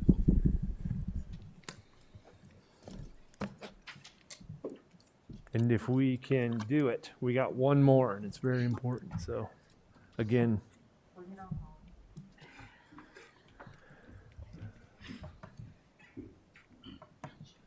Jamie's going to be discussing a policy with us.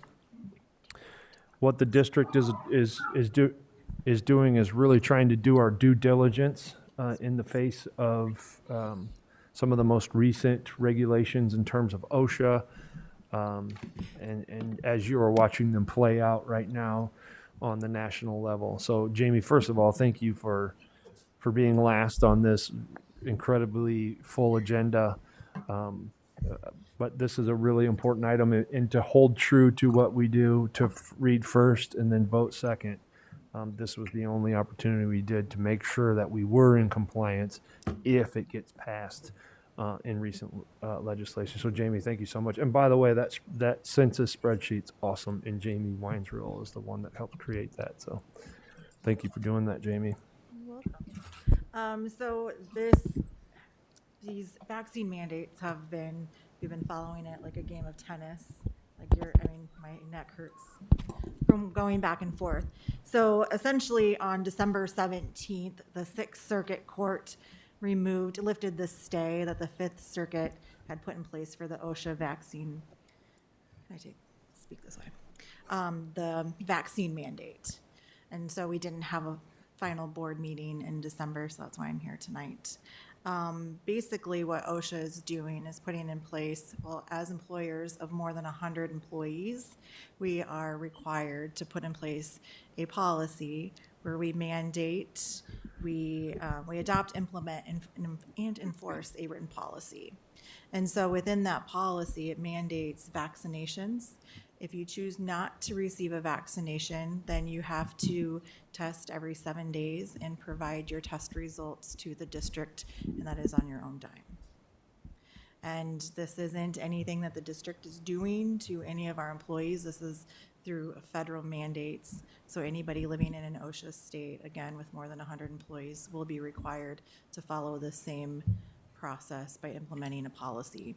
Why we needed to come tonight to review it and to vote on it on the 10th is because with the stay being lifted, we're now going to be held accountable starting January 10th. So we have to show every good faith effort that we're doing all that we can to get this in place. So if we get this voted on the 10th, and then we'd have to set our testing procedures in place by February 19th, our protocols as far as collecting the data and what we'll be accepting. And then after that, then we can be audited at any time.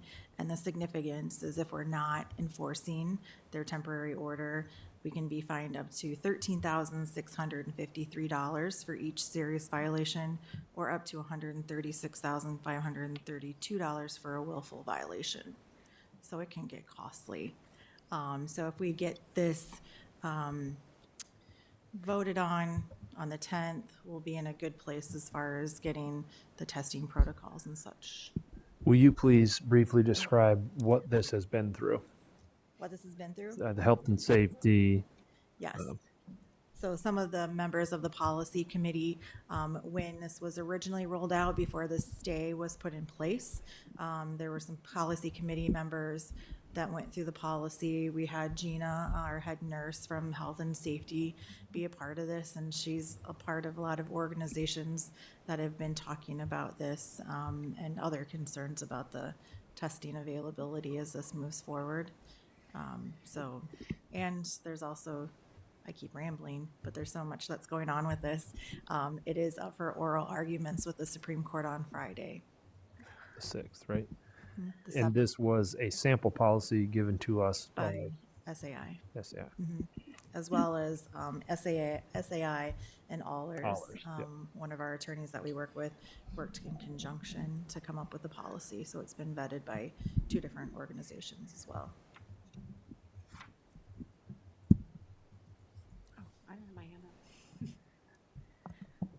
I was just going to say thank you for summarizing that so well. That's changing on a daily basis. It is. It's hard to, during break, I kept watching. I think TJ and I had a conversation. I'm like, well, now it's going to the Supreme Court on Friday. So. Director Potts. So if we pass this Monday and the Supreme Court says OSHA doesn't have the constitutional authority to mandate this, are we stuck with a policy of our own that says our staff has to be vaccinated? So they're up for oral arguments on Friday. They're not sure on how long it's going to take the Supreme Court to rule on it. So they could potentially put a stay in, and then we'd have to, after we get this implemented, and we'll have to somehow back out of the policy. I'm not sure what that procedure or process is. I think it's similar to the emergency order for public health emergencies. Remember, we voted to rescind that after a certain period of time. Do you remember that, Bruce? Do we need to put a sunset clause in this? The OSHA ETS is actually a 6-month, so it's a temporary, that lasts 6 months. So that would have the sunsetting period on. once that goes. So do we have that time frame in this amendment so that in 6 months this policy goes away? They haven't given us the specific date yet on when that is. But that's good feedback It is to good add. feedback. And This sun- actually, we could put a line in it that we've done before that says unless, this is in place as required by law or something like that, so that we don't have to revote if Yeah. they say not, assuming that's what the board wants to do. also. Sunset. Yeah. My second question is what you can't find a COVID test. You can't find them. So what do we do if we're at that point and people can't get tested? That's a good question because it's going to be And I know we don't have everybody. an answer, but I what know. do we say, no, you can't come to work? I'm assuming it's going, my guess would be that they tell us to mask up, which we already do. But until they come out with some more verbiage on the testing shortages, I don't have any It's good obviously answers. a well thought out plan from the federal government. It's been an exhausting plan to follow. Is that all you? Yeah. Director Posture. So what's the potential? How short-staffed could we be with this? I mean, do you have any idea what percent of our staff is? Right now, Can I jump in on that one? So what we would like to do is we wanted to present it tonight, and in order to meet OSHA's timelines, we would really need to we have a survey ready to go that we'd actually launched with the Head Start funded positions because they had a mandate rolled out. But we send out a survey because we have to have the employees scan in their vaccination cards because we don't have access to them. And since they're not students, Gina can't legally look them up. So we would have to start surveying our staff tomorrow. Okay, so we're already short-staffed in some areas. We're short on substitute teachers. And now Short we're on going bus to put this drivers. mandate in place. So that will put more stress on the staff that will be working there, and they're going to have to fill in some holes. So I will not vote for this.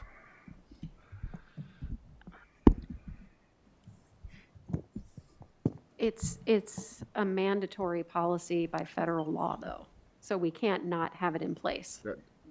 The federal government doesn't have to tell me how to vote. Fair enough.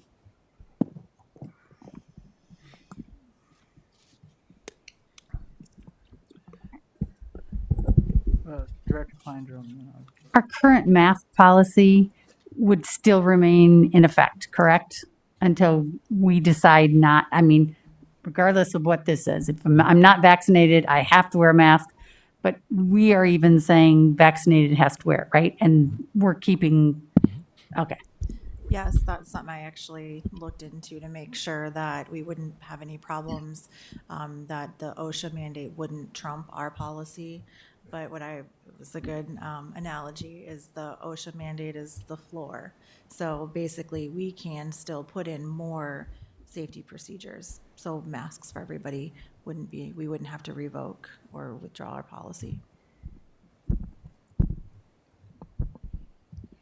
Director Potts. In the policy, it talks about exemptions for medical and religious. What is the procedure or the method by which that people apply, and who decides? So there are forms that have been developed that are similar to what we utilize for students that request medical or religious exemptions. They'll have to submit a form that's notarized, and then they'll have to go through almost like an accommodation review. Like an ADA, kind of you take the medical and the religious exemption and review it like we would do a normal ADA accommodation request. as fast as this is coming at us, we are looking at our past practices, aligning that to this policy, and we'll decide how to move forward that in the next couple of weeks. As Jamie said, as you read in the policy, our saving grace right now is that we do have a mask mandate in place. And so until February 4th, the hope is that this will be resolved.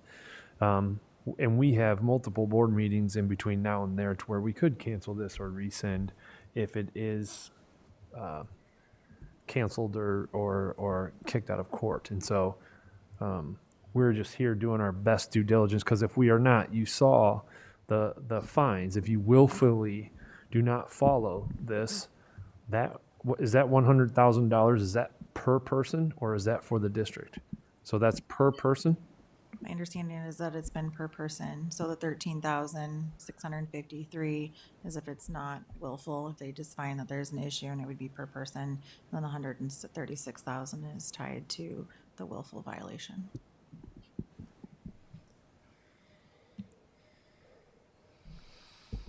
Does this also apply to our bus drivers? I mean, our contracted employers, but they're not our employees exactly, or how's that work? So the OSHA mandate is for employers that have over 100 employees. So I don't know how many employees Durham, how many they employ. If they have more than 100, they would fall under the same requirements.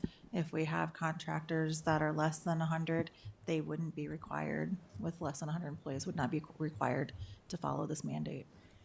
And we looked into that, and Durham has meetings on that schedule this week. So to answer your question.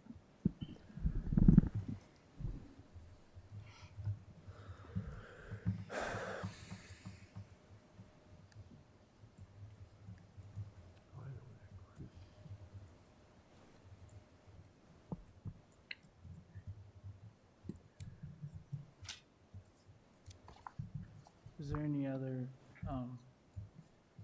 I know it's getting late into the night.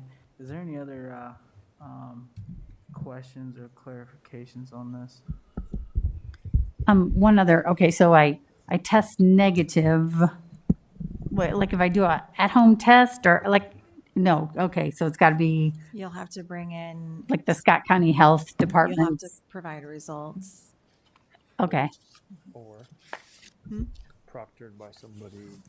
The proctoring was through, that's where it gets confusing. The proctoring was through the Head Start funded program, not through OSHA. So we've had 2 different federal mandates with 2 different sets of rules. The Head Start one that we had started working on just over the weekend, a federal judge put a stay on that one, so that one's on hold for now. So if I brought in my own test kit and did it in front of the head nurse, would that? Under Head Start, we would be required to proctor exams. So for that one, under that mandate, we would buy the exams and charge the employees just the cost of the exam, and then we would have to train personnel to proctor, but they can only watch, they can't do it. I think the problem with trying to supply at-home results is there's no way for us to know who actually took the test unless it was done right in front of you. But that's what I'm saying. If I bought a test kit and brought it to wherever, so I paid for it myself and I did it in front of whoever it is needs to see it happen, I mean, would that count versus? I don't think so, but I need to verify that. Okay. Because That's only for the Head Start one. Yeah, because the Proctor language within OSHA was more specific on providing results, not testing at the district. So it would only be like the Scott County Health Or Department, your doctor, walk-in clinics. a Walgreens or, Walgreens. oh, okay. Who doesn't? Did you have anything else? Director Potts. I just want to say, having done several self-tests myself, it would be a noble person who would volunteer to do that for somebody else. It would not be me. And on that note. So with the testing, that's on the employee to get that done, and it's every 7 days. Correct, it's on the employee and it's every 7 days. Unless there is a caveat within the procedure. If you have tested positive for COVID and you return back to work, you don't have to test for 90 days.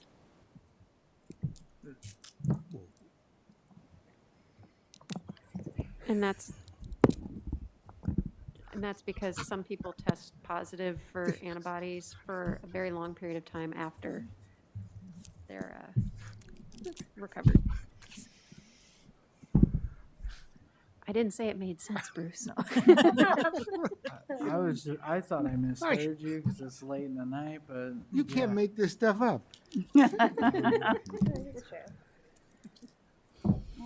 So this will be up for a vote on Monday. And when do you send your survey out? So the survey goes out. I'd ask them to scan their. Yeah, we really need to send the survey out by tomorrow morning in order to meet. So starting January 10th, OSHA can start auditing. So if we're showing our good faith effort that we've started collecting ahead of time, so we can have our numbers by the beginning of next week to start putting our testing protocols and requirements into place before February 4th. And then we'd have that information.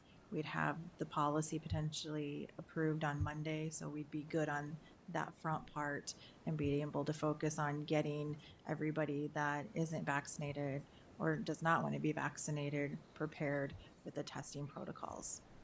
So do you need the board's consensus on sending out the survey? Or that's just something you can do.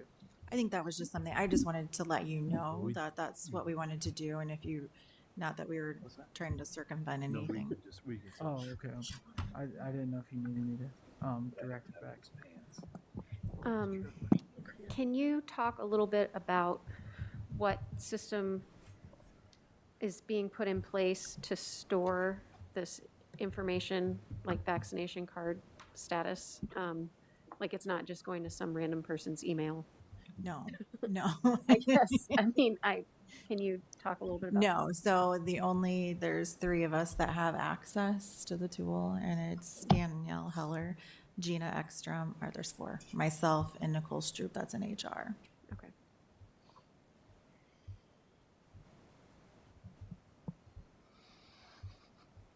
And if they're vaccinated and all that, they don't have to test and all that. Right. If you're vaccinated, you don't have to test. If you get COVID, you don't have to test for 90 days. And if you're not vaccinated, you have to test every 7 days. Okay. So the smart untested person would get COVID. Yeah. Be home for 5. Come on back. With our with the rise right now, there might be a lot of people that would be exempt for the next 90 days. There was a line going around the block at Genesis today.